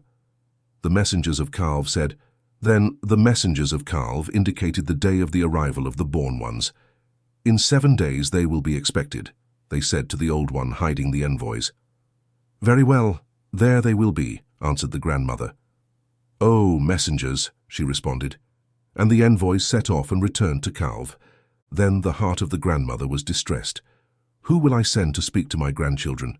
Indeed, is it not thus that the messengers came in the past to their parents? Sadly, said the grandmother, entering alone into the house. Immediately under her dress fell a louse. She lifted it, put it in her hand, where the louse moved and walked. Oh, my grandson, do you want me to send you to the ball game to call my grandchildren? She said to the louse. Some messengers have come as heralds to tell your grandmother to prepare and come within 7 days. Thus said the messengers of Calv. Thus says your grandmother, she said to the louse. Then it walked, hurried. Now sitting on the road, it found a bawn called the batrachian, a toad. Where are you going? Said the toad to the louse. My word is in my belly. I'm going where the young ones are, said the louse. Oh, batrachian, very well, do not hurry from what I see, said the toad to the louse. Do you want me to swallow you? You'll see how quickly I hurry. We'll arrive instantly, said the toad. Very well, said the louse to the toad, and immediately it was swallowed by the toad. Now the toad walked for a long time without hurrying. Later, it found a great white snake called a viper. Where are you going, O batrachian? Said the toad to the viper. My word is in my belly, said the toad to the snake. From what I see, you're not hurrying. I'll go faster, said the snake to the toad. Come here, hurry, added the snake. Then the toad was swallowed by the white viper. Since then, the snakes take the toad as food. They now eat the toads. The snake walked, ran. The snake was found by the hawk, a great bird. Immediately the snake was swallowed by the hawk, who soon reached the top of the ball game. Then the hawk landing shouted, Hawk, hawk, its cry said, Hawk, what is that cry? Quickly our blowpipes, said the born ones, and then shot with the blowpipes. They sent in the eyes, the bone of the blowpipe. Immediately it turned around on itself and fell. They ran immediately to catch it and then interrogated it. "Why have you come?" they said to the hawk. "My message is in my belly, but first heal my eyes, and then I will give it to you," said the hawk. "Very well," they said to him. They took a little of the ball from their ball game and applied it to the face of the hawk. This was called the ball remedy by them. Immediately with that, they healed well the face of the hawk. "Speak now," they said to the hawk. Then the hawk vomited the great snake. "Speak," they said to the snake. "Yes," said it. Then it vomited the toad. "Where is the message announced?" they said to the toad. "In my belly is my word," said the toad. Then it tried to vomit, made efforts, but did not vomit. The attempt only covered its mouth with drool. The born ones then wanted to kill it. "You are a deceiver," they said, kicking its behind. Then the bones of its behind descended to its legs. It tried again, only drool in its mouth. Then the mouth of the toad was opened. Its mouth was opened by the born ones. They searched in its mouth. Now the louse was beside the teeth of the toad. It was in its mouth. It had not swallowed it, only as if it had swallowed it. Thus the toad was defeated. The kind of food that was given to it is not known. It does not run. It is only meat for snakes. "Speak," was said. Then the louse spoke its message. "O born ones, your grandmother has said this. Go call them from Carve. The messengers of Supreme Dead, Principal Dead, have come to call you. They say, come here to play ball with us within 7 days. Also bring your ball game accessories, rings, gloves, leather shields that have come to you here," says your grandmother. "So I have come." Your grandmother has said this truly. Your grandmother cries, groans, "I have come." It is true, the born ones said in their hearts upon hearing it. Immediately they walked, arrived next to their grandmother, only to bid farewell to their grandmother upon departing. "O grandmother, we depart. We bid you farewell," they said. "Here we leave the sign of our word. Each one of us planted a cane here, planted it in the middle of the house. If they dry up, it will be a sign of our death. They have died, you will say, if they dry up. If they sprout shoots, they live, you will say. O grandmother, O mother, do not cry. Here is the sign of our word that remains with you," they said. They departed after Maestro Mago had planted a cane and Brujito had planted a cane. They planted them not in the mountains, not in a green land, but in a dry land, in the middle of the house where they left them planted. Then they walked, each with their blowpipe, descended towards Calve, hurried down the quick slope, and crossed the enchanted rivers of the ravines. They crossed among the birds, those birds called congregated. They crossed the Abscess River, the Blood River, where the spirit of the Xibalba were to be defeated. They did not cross them except on their blowpipes. From there, they arrived at the crossroads of the 4 paths. Indeed, they knew the paths of Calve, the black path, the white path, the red path, the green path. Therefore from there they sent an animal called Mosquito. This one had to gather the news they sent to seek. "Sting each. One bite first, whoever is seated first, and then finish by biting them all. Your food will be to suck human blood," was said to the mosquito. "Very well," Mosquito responded. Then it entered by the black path, arrived next to the mannequin, the wooden doll. The first one seated, adorned. It stung the first who did not speak. It stung the next, the second who also did not speak. It stung the third. The third was Supreme Dead. "Ouch!" Supreme Dead said when he was stung. "What, Supreme Dead? Who stung you?" Principal Dead said. "I don't know," Supreme Dead responded. "Ouch!" said the fourth seated. "Principal Dead, who stung you?" said the fifth seated. "Ouch!" said the third with a crippled leg. "Who stung you?" the sixth said. "Ouch!" said the one who gathers blood. "Who stung you?" The seventh, who was then stung, said. "Ouch!" said the abscess one to the one who gathers blood.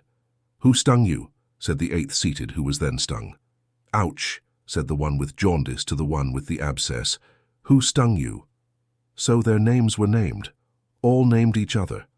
Thus they revealed their faces when naming their names. Each one of the captains was named by the other. The name of one seated in the corner was said. There was none whose name was omitted. They finished naming all their names when they were stung by the hair on Maestro Mago's knee. Indeed, it was not a mosquito that had stung them, who had gone to listen to all their names for Maestro Mago, Brujito. Immediately they walked, arrived where those of Calv were. "Greetings to the chiefs," they were told. "Those seated," said a tempter. "Those are not the chiefs, but a mannequin, a wooden doll," they said, advancing.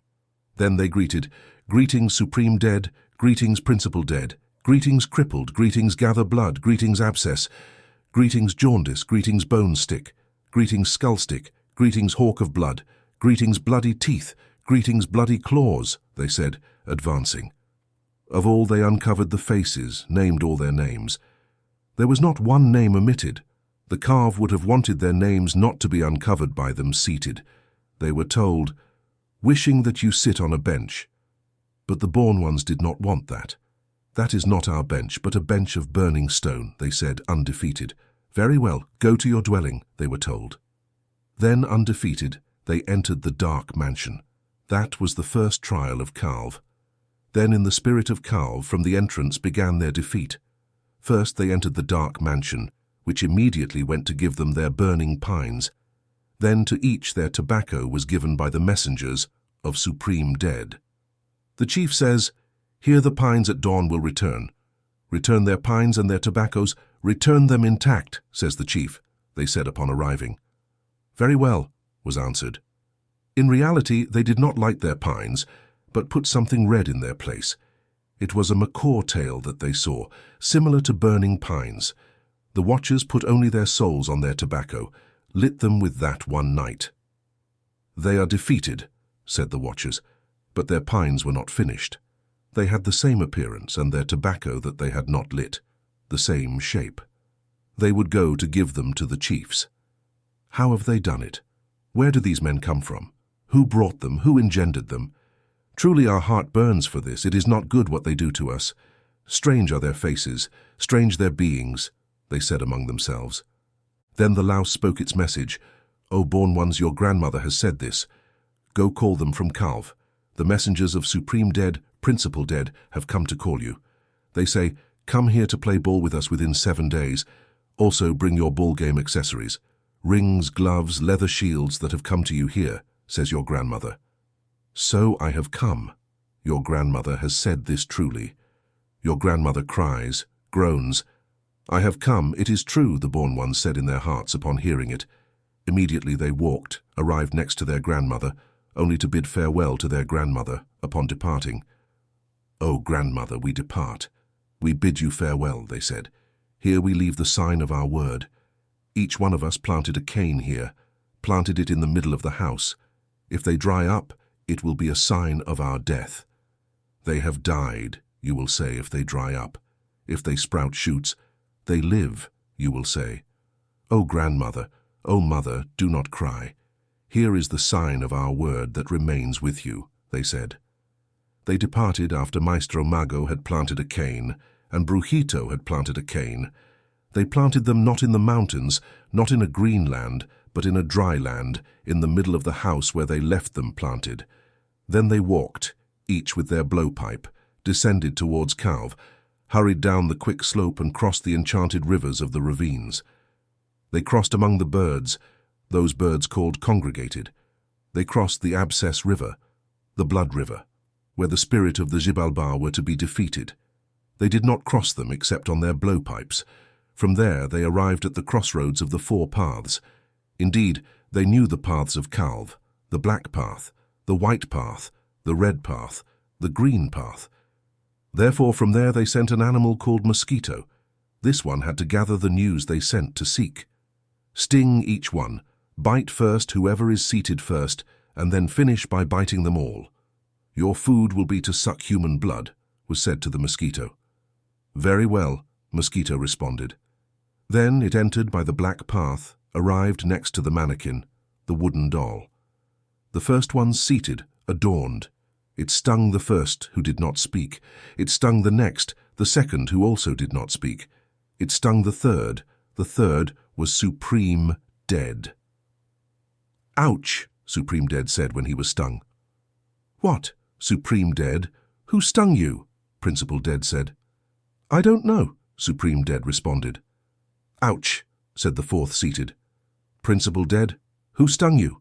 Said the fifth seated. Ouch, said the third with a crippled leg. Who stung you? The sixth said. Ouch, said the one who gathers blood. Who stung you? The seventh, who was then stung, said. Ouch, said the abscess one to the one who gathers blood. Who stung you? Said the eighth seated, who was then stung. Ouch, said the one with jaundice to the one with the abscess. Who stung you? So their names were named, all named each other. Thus they revealed their faces when naming their names. Each one of the captains was named by the other. The name of one seated in the corner was said. There was none whose name was omitted. They finished naming all their names when they were stung by the hair on Maestro Mago's knee. Indeed, it was not a mosquito that had stung them, who had gone to listen to all their names for Maestro Mago Brujito. Immediately they walked, arrived where those of Calv were. Greetings to the chiefs, they were told. Those seated, said a tempter. Those are not the chiefs, but a mannequin, a wooden doll, they said, advancing. Then they greeted, Greetings, Supreme Dead. Greetings, Principal Dead. Greetings, Crippled. Greetings, Gather Blood. Greetings, Abscess. Greetings, Jaundice. Greetings, Bone Stick. Greetings, Skull Stick. Greetings, Hawk of Blood. Greetings, Bloody Teeth. Greetings, Bloody Claws, they said, advancing. Of all they uncovered the faces, named all their names. There was not one name omitted. The Calv would have wanted their names not to be uncovered by them seated. They were told, Wishing that you sit on a bench. But the born ones did not want that. That is not our bench, but a bench of burning stone, they said, undefeated. Very well, go to your dwelling, they were told. Then, undefeated, they entered the dark mansion. That was the first trial of Calv. Then, in the spirit of Calv, from the entrance began their defeat. First, they entered the dark mansion, which immediately went to give them their burning pines. Then to each their tobacco was given by the messengers of Supreme Dead. The chief says, Here the pines at dawn will return. Return their pines and their tobaccos. Return them intact, says the chief, they said upon arriving. Very well, was answered. In reality they did not light their pines, but put something red in their place. It was a macaw tail that they saw, similar to burning pines.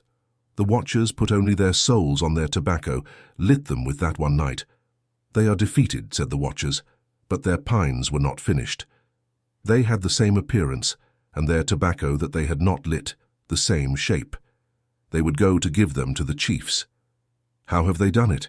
Where do these men come from? Who brought them? Who engendered them? Truly our heart burns for this. It is not good what they do to us. Strange are their faces, strange their beings, they said among themselves. Then all the chiefs had them called, Let's play ball, O born ones, the Supreme Dead, Principal Dead said to them. They interrogated, Oh, where do you come from? Tell us everything, the Calv said. From where we come we do not know, they responded, not saying anything more. Rather let us play our ball, the born ones said to the Calv. They responded, Well, we only use our ball, not yours, the Calv said. I will not use yours, but ours, the born ones said. That is not yours, that is ours that we will use, the Calv said. Very well, said the Xibalba. The born ones said, Go fetch only a chill, the Calv said. No, but a puma head is said the born ones. No, said the Xibalba. Very well, said Maestro Mago. When the game was started by the Calv, they sent the ball towards Maestro Mago's ring. Immediately, while the Calv watched their game throw, the ball bounced all over the ball court floor. So what? Said Maestro Mago Brujito. Do you want us to die? You did not send word that we would come here. Your messengers did not come. Indeed, have pity on our faces, but we are leaving, said the born ones. Here is what the Calv wanted for the born ones, that they should die soon in the ball game, that they should be defeated. It was not so, but the Calv were defeated by the born ones. Do not leave, O born ones, let's play ball, we accept yours, they were told to the born ones. Very well, they responded, and then they threw their ball. Then the ball game ceased immediately. They appreciated their losses. How will we defeat them? Said the Calv. Depart immediately, they were told to the born ones. Take us 4 flower vases, said the Calv. Perfectly. What flowers? Said the born ones to the Calv.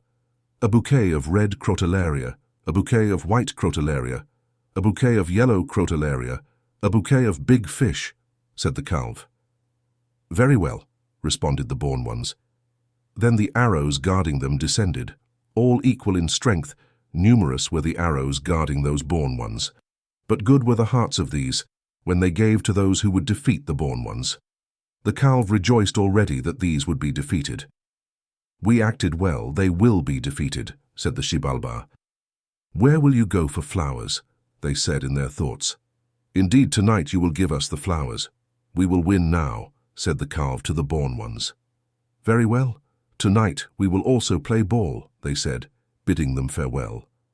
When the born ones entered then into the obsidian mansion, the second test of calf, the chiefs had ordered them to be pierced from side to side by the arrows, that this would happen quickly. It was in their hearts that they would die. It was in their hearts, but the born ones spoke. Then to the arrows they sent them then. "Here are for you all the meats of animals," they said to the arrows. These did not move all the arrows. They bowed. They were so all night in the obsidian mansion, immediately called to all the ants, "Obsidian ants, ants, come, come, take all the kinds of flowers," that the chiefs very well they answered. All the ants went to pick the flowers of the garden of the supreme dead, and these had ordered the guards of the flowers. "O you who watched me, where would they see elsewhere the flowers that we ordered? There is no veal tonight," very well answered. But the garden watchers did not hear the ants in vain. They shouted among the branches of the trees in the garden, "With the same songs and words has been entered in black." "It has been entered in black," said one singing about mountains over the mountains, said the other singing about the mountains, name of the two guards of the garden of the supreme dead, principal dead. But they did not know that the ants surrounded what they kept going in rows, cutting the flower beds, walking with those flowers they carried with their pliers on the trees, those fragrant flowers under the trees. However, the guards shouted at the top of their voice, without knowing that they were closing their collars, closing their wings. It was a harvest of flowers that... The pliers cut the perfumed pliers that they hurried to fill the 4 flower vases, and they were full at dawn. The messengers went immediately to call them to come, said the leader, to bring immediately what we have talked about, said to the born ones very well. They said these had the 4 vases full of flowers. When they stood before the faces of the leader of the leaders, these took the pleasant flowers to see, so the born ones were defeated. The calf had not sent, but ants in one night the ants had gathered the flowers they had given them to the born ones in the jars. Then all the Xibalba turned pale. "Flowers. Why did you let them steal our flowers?" "Look, here we see our flowers," they said to the watchers. "We knew nothing, O chiefs, our tails suffered," they responded. Then their mouths were lacerated in payment for the theft of what they were guarding. Thus the supreme dead, principal dead, were defeated. Since then they have entered into darkness, their mouths are split, now split. After this they descended to play ball all together, playing ball. Then they prepared for the dawn, thus said the calf. "Very well," they responded. Finally the born ones entered immediately into the mansion of the incalculable cold, the dense cold, the fine hail in the cold house. The cold ceased promptly by the magic of the grandchildren. The cold was destroyed, gone by the born ones. They did not die, they lived at dawn. Calf desired, however, that they should die. But this did not happen, and their faces were good when dawn came. They went out when their watchers went to call them. "How have they not died?" said the calf government, marveling at the actions of the born ones. Maestro Mago Brujito entered later into the mansion of the many jaguars in the house. "Do not bite us, jaguars." They immediately threw bones before the animals, who immediately pulverized the bones. "At last they are finished. Their hearts are eaten. At last they are ground," said the watchers, rejoicing all in their hearts. But they had not died again. Their faces were good. They left the mansion of the jaguars. "What kind are they? Where do they come from?" said all the calf. They entered later into the fire, into a mansion of fire, only fire inside. They were not burned by it, even though it burned. Their faces were also good when dawn came. However, much was desired for them to die wherever they went, yet this did not happen, and so they faltered. They entered later into the mansion of the bats, only bats in the mansion, a mansion of death bats, large animals that had the same deadly apparatus, victorious tip, instantly finishing those who came before their jaws. They were inside, but slept in their blowguns, not bitten by the teeth in the mansion. They surrendered immediately, but to a deathbat that came from the sky to tell them what to do, the bats interrogated, held council one night, fluttering. Brujo defeated. Brujo defeated, they said. One night, however, the bats did not sway. They no longer swayed. They stayed on one end of the blowguns. Brujo said then to Maestro Mago, "The dawn whitens. Look, perhaps it whitens. I will look," he responded. When he wanted to look from the mouth of the blowgun, when he wanted to see the dawn coming out, instantly his head was cut off by the deathbat, and the greatness of Maestro Mago remained weak. Brujo asked again, "Doesn't it dawn?" But Maestro Mago did not return. "Did Maestro Mago leave?" "How did you do that?" But Maestro Mago did not return. He was just lying there. Then Brujo was ashamed.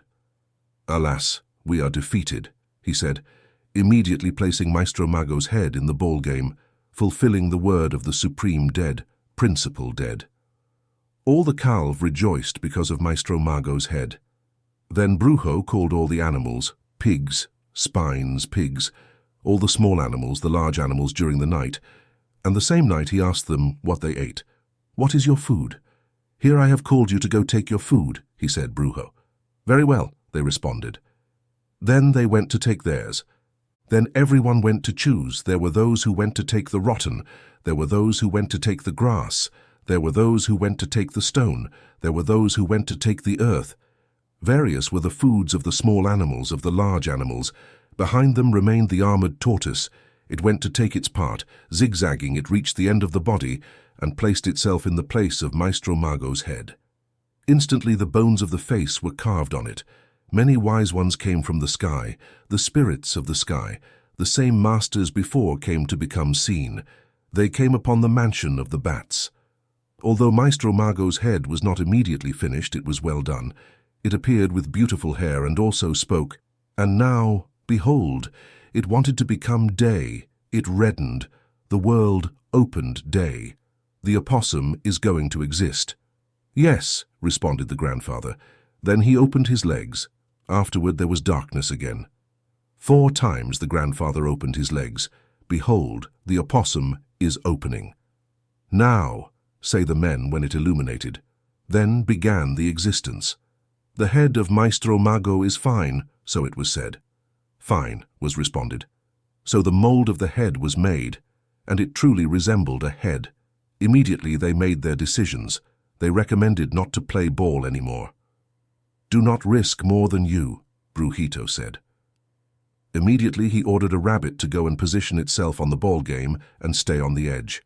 The rabbit was told by Brujito, "When the ball arrives at you, leave. I will act immediately," said the rabbit, sending the night. It was already coming the dawn, and the faces of the born were good. Then they descended to play ball there. Where the head of Maestro Mago was suspended above the ball game, we are winners. A lot of shame is given to you. "You have surrendered," was said. Then they shouted to Maestro Mago, "Take off your head from the ball." So he was told, but he did not suffer from his injuries. And behold, the chiefs of Calve threw the ball. Brujito went against it. The ball stopped upright in front of the ring and came out immediately. The ball quickly passed over the ball game and with a bounce stopped at the edge. Then the rabbit came out, who left, but was instantly pursued by the calve, who ran tumultuously, who shouted behind the rabbit. Soon all calve finished by going after the rabbit instantly. Brujito took the head of Maestro Mago and put it in place of the turtle. Afterward he went to place the turtle on top of the ball game. Indeed, that head was Maestro Mago's head, which rejoiced them both. Behold, the calves sought the ball. Having taken the ball afterward on the edge, they shouted, "Come, here's the ball, we caught it," so they said, bringing it. Then the calves saw what we saw. You said in restarting the ball, and he played with equality, making points from both sides. The turtle was then struck by Brujito. The turtle fell in the ball game. It was scattered, having burst like a clay pot in front of their faces. "Who of you will go get it? Where is the one who will pick it up?" said the calve. Thus the chiefs of Calve were defeated by Maestro Mago Brujito. Great were the sufferings of these, but they did not die from all that was done to them. Behold, now the memory of the death of Maestro Mago Brujito. Here we will recount the memory of his death. They had been warned of the torments that were made to them, of the sufferings that were made to them without dying in the trials of Calv, without being defeated by all the biting animals that were in Calv. They immediately called 2 augurs similar to seers, called diviner discoverer, some wise men if they were interrogated by the chiefs of Calv about our death, that they meditate and that they prepare about why we are still not dead, why we were not defeated. We were not lost in their trials. To tell them, it is only because the animals did not agree with them. In our spirit, we know that a burning stone will be the instrument of our death. All the Calb gather for this, but in reality we will not die. Here we tell you your advice if you are asked about our death. When we are cut, what will you say, O diviner or discoverer? If you are told, if we scatter their bones in the ravine it would be good, you will say, thus they will revive in their faces. If you are told, hang them from the trees, it would be good, you will say, it would not be good, for then their faces would be seen again. If for the 3rd time you are told, it would be good if we scatter their bones in the river, if that is said by them, this is how they will die. Then it will be good to grind their bones like the dry cob of corn is ground into flour. Each one will be ground. I will scatter them immediately in the river where the spring falls, so that they go to the small mountains, to the big mountains. I will answer, repeating the orders we give you, said young Maestro Mago Brujito. They were commanding, knowing that they would die. Here it was made a great burning stone, like a spit. Calv made it and put on it many large branches.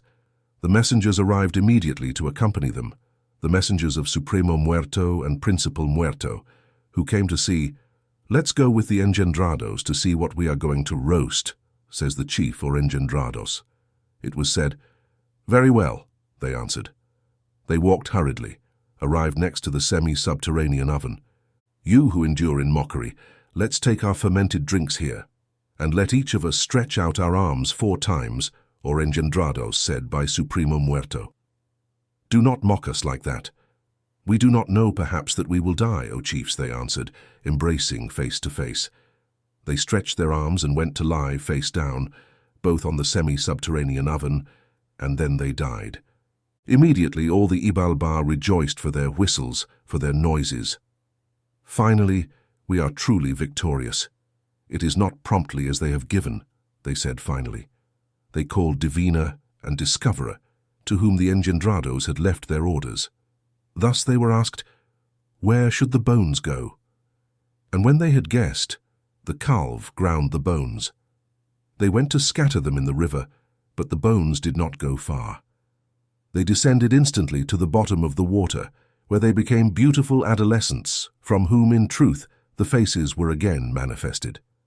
On the 5th day they showed themselves again and were seen in the water by men, resembling 2 fishmen. Then their faces were seen by the Calv, and were sought in the waters. The next day, 2 poor, pitiful faces of pitiful appearance showed themselves. Pitiful were their clothes, without adornment. Their faces were seen by the Calv. They did little but danced the owl, danced the weasel, danced the without feet, and threw the zoes. They did many wonders, burned the houses as if they had truly burned, and then instantly, Many and Balv attended that spectacle. Immediately they sacrificed one of them, killing the other, and then the first killed lay dead, but immediately his face revived. The Calv attended the spectacle of all they did, made the beginning of their triumph over Calv. Immediately the account of their dances reached the ears of the chiefs, Supremo Muerto and Principal Muerto, who said when hearing it, "These 2 poor ones are truly so entertaining. Truly beautiful is what they dance and all they do," responded the one who had told the chiefs what had been said. Tempted by the amusing of what they heard, they sent their messengers to the dancers. "Let them come so that we marvel at what they do. Let us attend the spectacle," they were told to the messengers. "Tell them this," the messengers said. They arrived next to the dancers and told them the words of the chiefs. "No, we do not want it. Truly we would be ashamed.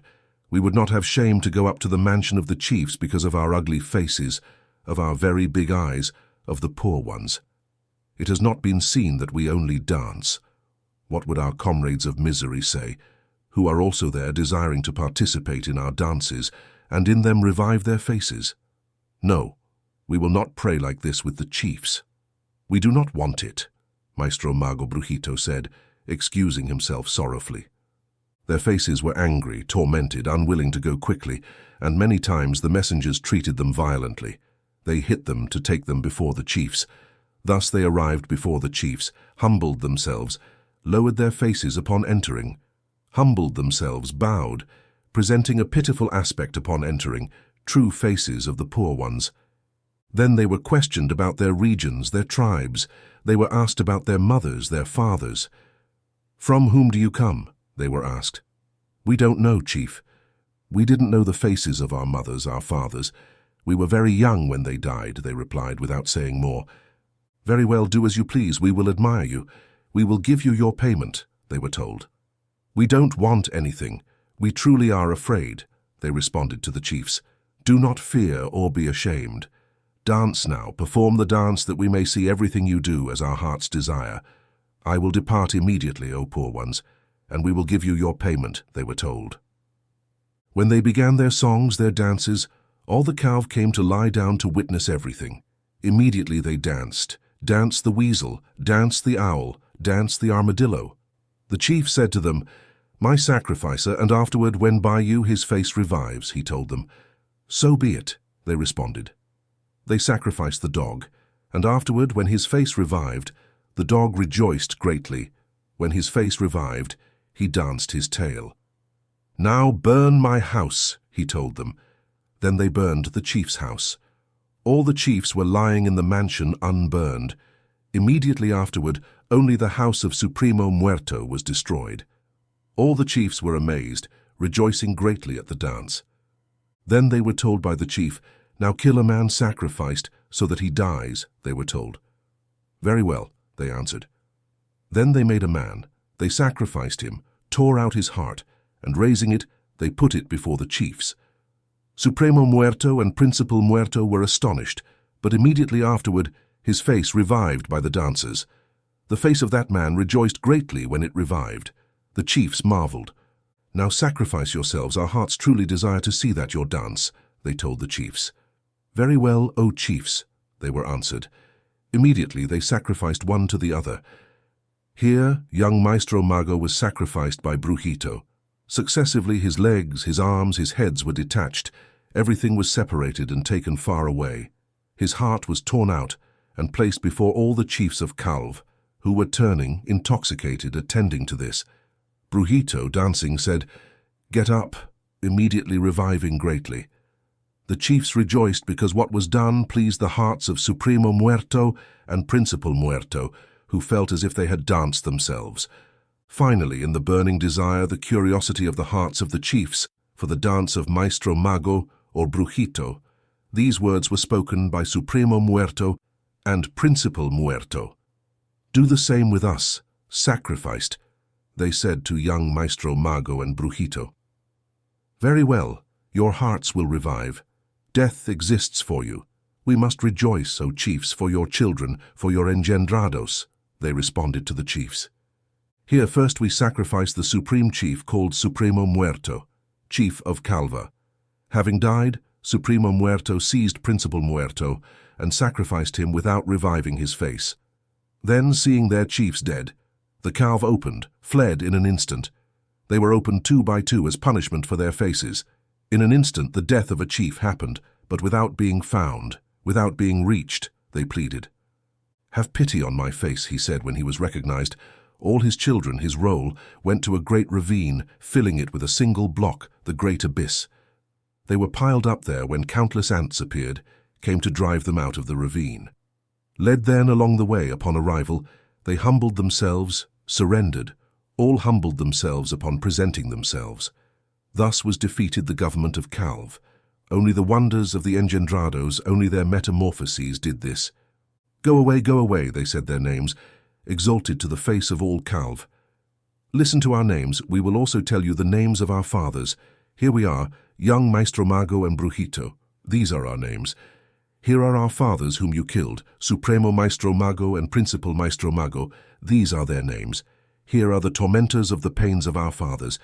We suffered all the evils inflicted on them. Therefore, we will finish you, they said to the chiefs. We will kill you without saving you, it was said immediately. All the calf fell prostrate, groaning. Have mercy on our faces, O Master Magician Brujito. Truly we have sinned against your parents, whom we mention, and who are buried in the ball game of sacrifices, said Calv. Very well, here is our word that we say about you. Listen, all Calv, since your glory is no longer great, since your power no longer exists, and although you have no great right to mercy, your blood will still dominate a little, but not your Drago blood. In the ball game, you will have nothing but tiles, pots, corn shelling. Your ball game will be no more than the son of the herbs, the son of the desert. All the sons of the dawn, the pearl of the dawn, will not be yours. Only the great talkers will abandon you, those of evil, war, sadness, misery, you who once seized evil from all men suddenly, as you did. Beware of the Drago ball, it was said to all the calf. This was immediately the beginning of their loss, their destruction, as well as their invocation in another time. Their glory was not great, but they desired war against men. They were truly gods in the past, but their dreadful faces were evil, those of enmity, those of owls, exciting only evil, more than war. Thus were they disguised, with black hearts, white, envious, oppressors. It was also said they painted their faces, rubbed them with colors. Their greatness, their power were lost. Their dominion was no longer great. This was done by young Master Magician or Brujito. However, their grandmother lamented, wept before the canes they had planted. Those canes had sprouted buds and then dried. The canes had sprouted buds again, and after the engendered ones had been burned in the semi-underground pit. Then, in their memory, the grandmother burned copal before the canes. The grandmother's heart rejoiced when the canes sprouted buds a second time. Then these canes were divinized by the grandmother, who called them center of the mansion. Center, such was their name.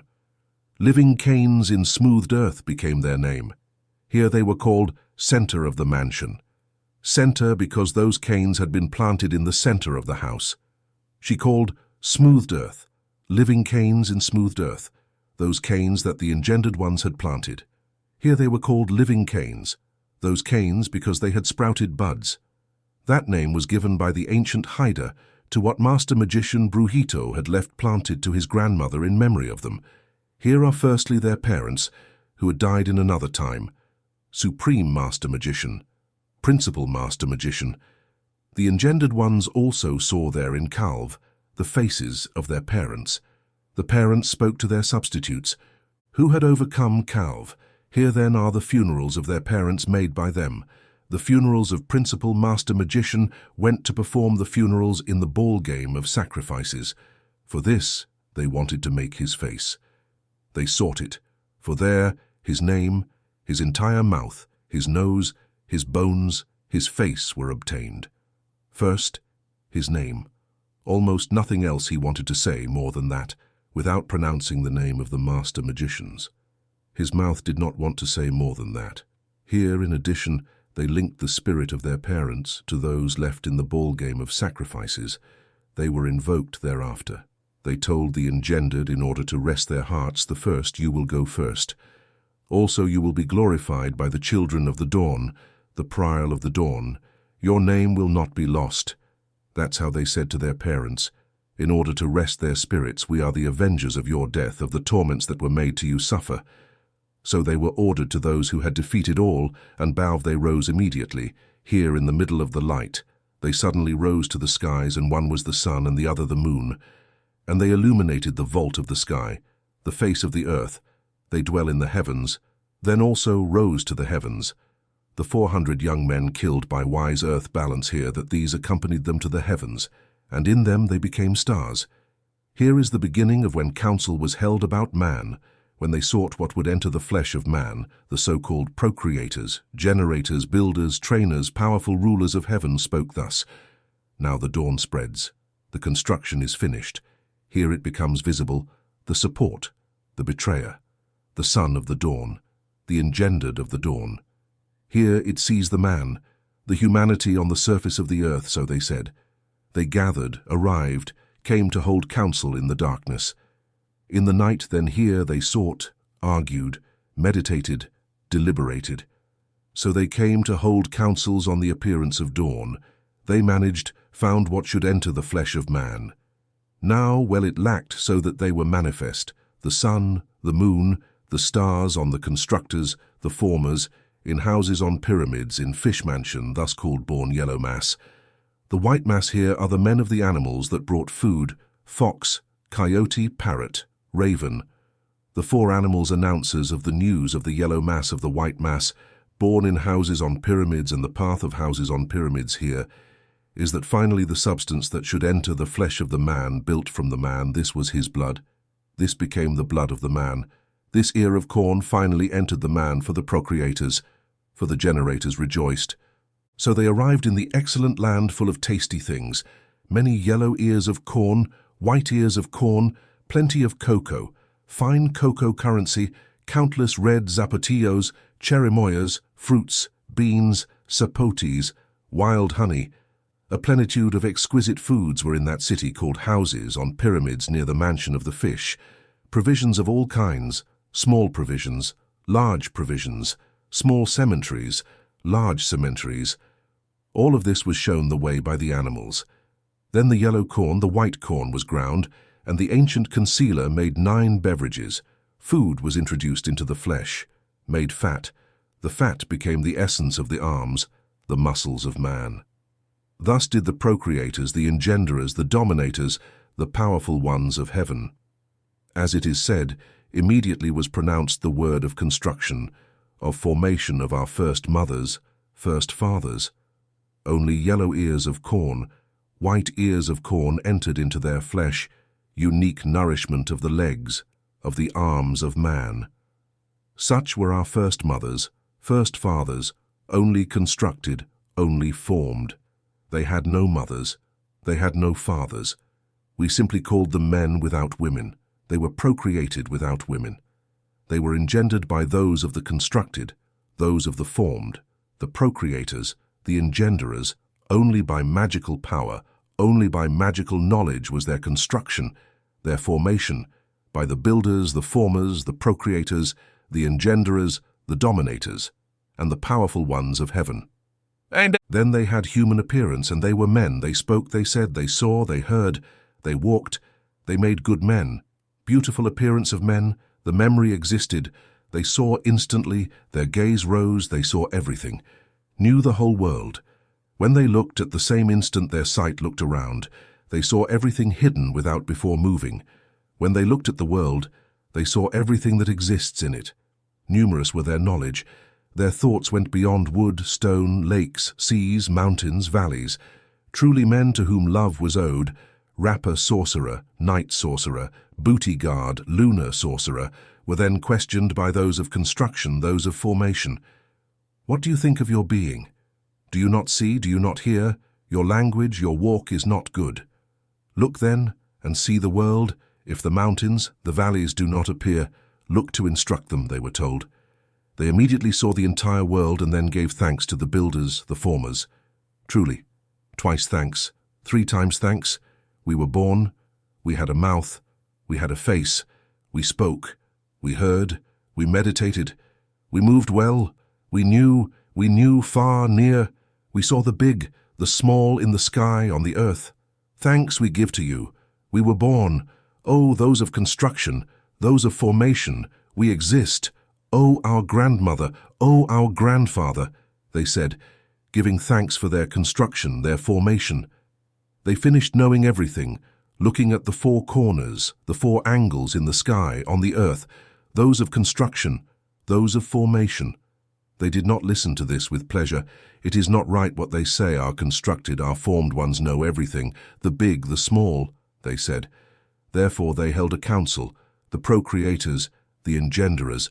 How will we act now towards them, so that their gaze reaches only a short distance, that they see no more than a little of the face of the earth? It is not right what they say. They are not called only constructed, formed. They will be like gods. If they do not beget, if they do not propagate, when germination is done, when dawn exists, they alone do not multiply.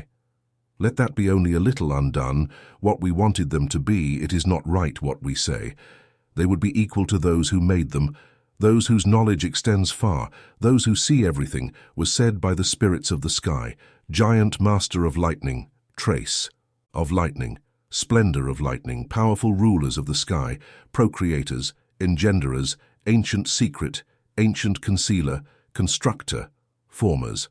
Thus they spoke when they remade the being of their construction, of their formation.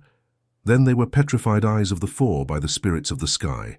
What veiled them like the breath on the face of a mirror? The eyes were clouded. They saw no more than what was nearby. This alone was clear. Thus was lost the wisdom and all the knowledge of the four men, their beginning, their start.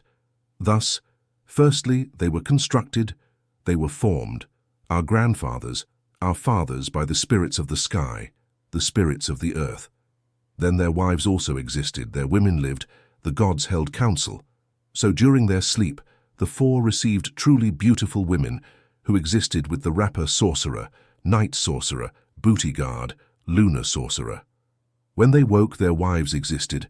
Their hearts rejoiced instantly because of their wives. Here are the names of their wives. The one of the white mansion of the sea, name of the wife of the rapper sorcerer. The one of the mansion of the lobsters, name of the wife of the night sorcerer. The one of the mansion of the hummingbirds, name of the wife of the booty guard. The one of the mansion of the macaws, name of the wife of the lunar sorcerer. These were leaders. They engendered men, small tribes, large tribes. They were our trunk, we, the Kiches. Numerous were also the men of the thorns, those of sacrifice, who were no more than four, but those four alone were our fathers, of us the Kiches. Diverse are the names of each one of those they engendered there far in the east. Of their names came those of the men of Tepu, Homan, Coage, Kene, O, as these men were called there far in the east, where they engendered. It is also known the beginning of the Tam, the Jock came together from there far in the east, rapper sorcerer, grandfather, father of the 9 great mansions of the Caquix, night sorcerer, grandfather, father of the 9 great mansions of the Naya, booty guard, grandfather of the 4 great mansions of the Aiche. 3 fractions of peoples were, not lost were the names of their grandfathers, their fathers, who engendered, developed there far in the east. The Tam also came. The Jock, with the 13 branches of tribes, the 13 aggregations, with the Rabinal, the Chikel, those of Tsika, then the Saha, immediately the Kats, Tuala, Unbaha, those of Tumila with those of Kibaha, those of Batenbaha, the men of Akul Balami, the Chanch Gel, the Balam Kolol. Only the great tribes, the branches of tribes, are those we say. We count no more than the great many others completed the population in each fraction of the city. We have not written their names, but only those of the engendered there far in the east. Many men were in the darkness. They multiplied when they multiplied. The day, the dawn had not all been given birth. They all existed. Important were their beings. Their renames there, far in the east, were not sustainers, nourishers, but to the sky they raised their faces. They did not know what they had come to do so far. There were many men of the darkness, men of the dawn. Many were the faces of men, many the languages of men, only their ears. There are lineages in the world. There are regions in which the faces of men are not seen. These do not have houses, but walk like crazy people. The small mountains, the large mountains, they said then, Ultra and the men of those countries, thus they said they were far when they saw the sun rise. They then had no more than one language. They did not invoke wood, stone. In them existed the memory of the word of construction, of formation of the spirits of the sky, of the spirits of the earth. They spoke, meditated on what the dawn concealed, asked how to execute the word of love, those lovers, those obedient, those respectful. Then they raised their faces to the sky, asking for their daughters, their children. Hail, O builders, O formers, you see, you hear, you do not leave us, do not abandon us. O gods in the sky and the earth, spirits of the sky, spirits of the earth, give us our descent, our posterity. As long as there are days, as long as there are dawns, that germination is made, that dawn is made, that numerous are the green roads, the green paths that you give us, that calm, very calm be the tribes, Very perfect be the tribes, that perfect be the life, the existence that you give us. O giant master lightning, trace of lightning, splendor of lightning, trace of the very wise, splendor of the very wise, Gavilan, masters magicians, powerful rulers of the sky, procreators, engenderers, ancient secret, ancient concealer, grandmother of the day, grandmother of the dawn, let germination occur, let dawn arise. Thus they spoke when they looked, when they invoked the dawn, there where the sun rises, contemplating the moon. Sun, great star that illuminates in the sky above the earth before the sun rises, the path of the constructed men, of the formed men, rapper sorcerer, night sorcerer, booty guard, lunar sorcerer. They said, let us wait for the dawn to be born, thus said those great sages, those of the thorns, those obedient as they are called.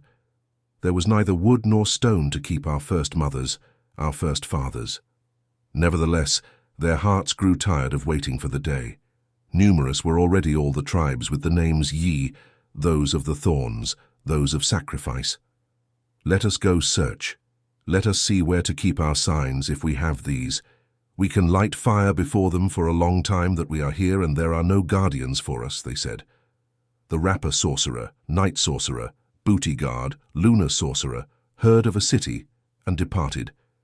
Here are the names of the places where the rapper sorcerer, night sorcerer, booty guard, lunar sorcerer, with the tam, with the jock place of abundance, cleared, 7 grottos, 7 gorges, is the name of the city where they went to take all the gods.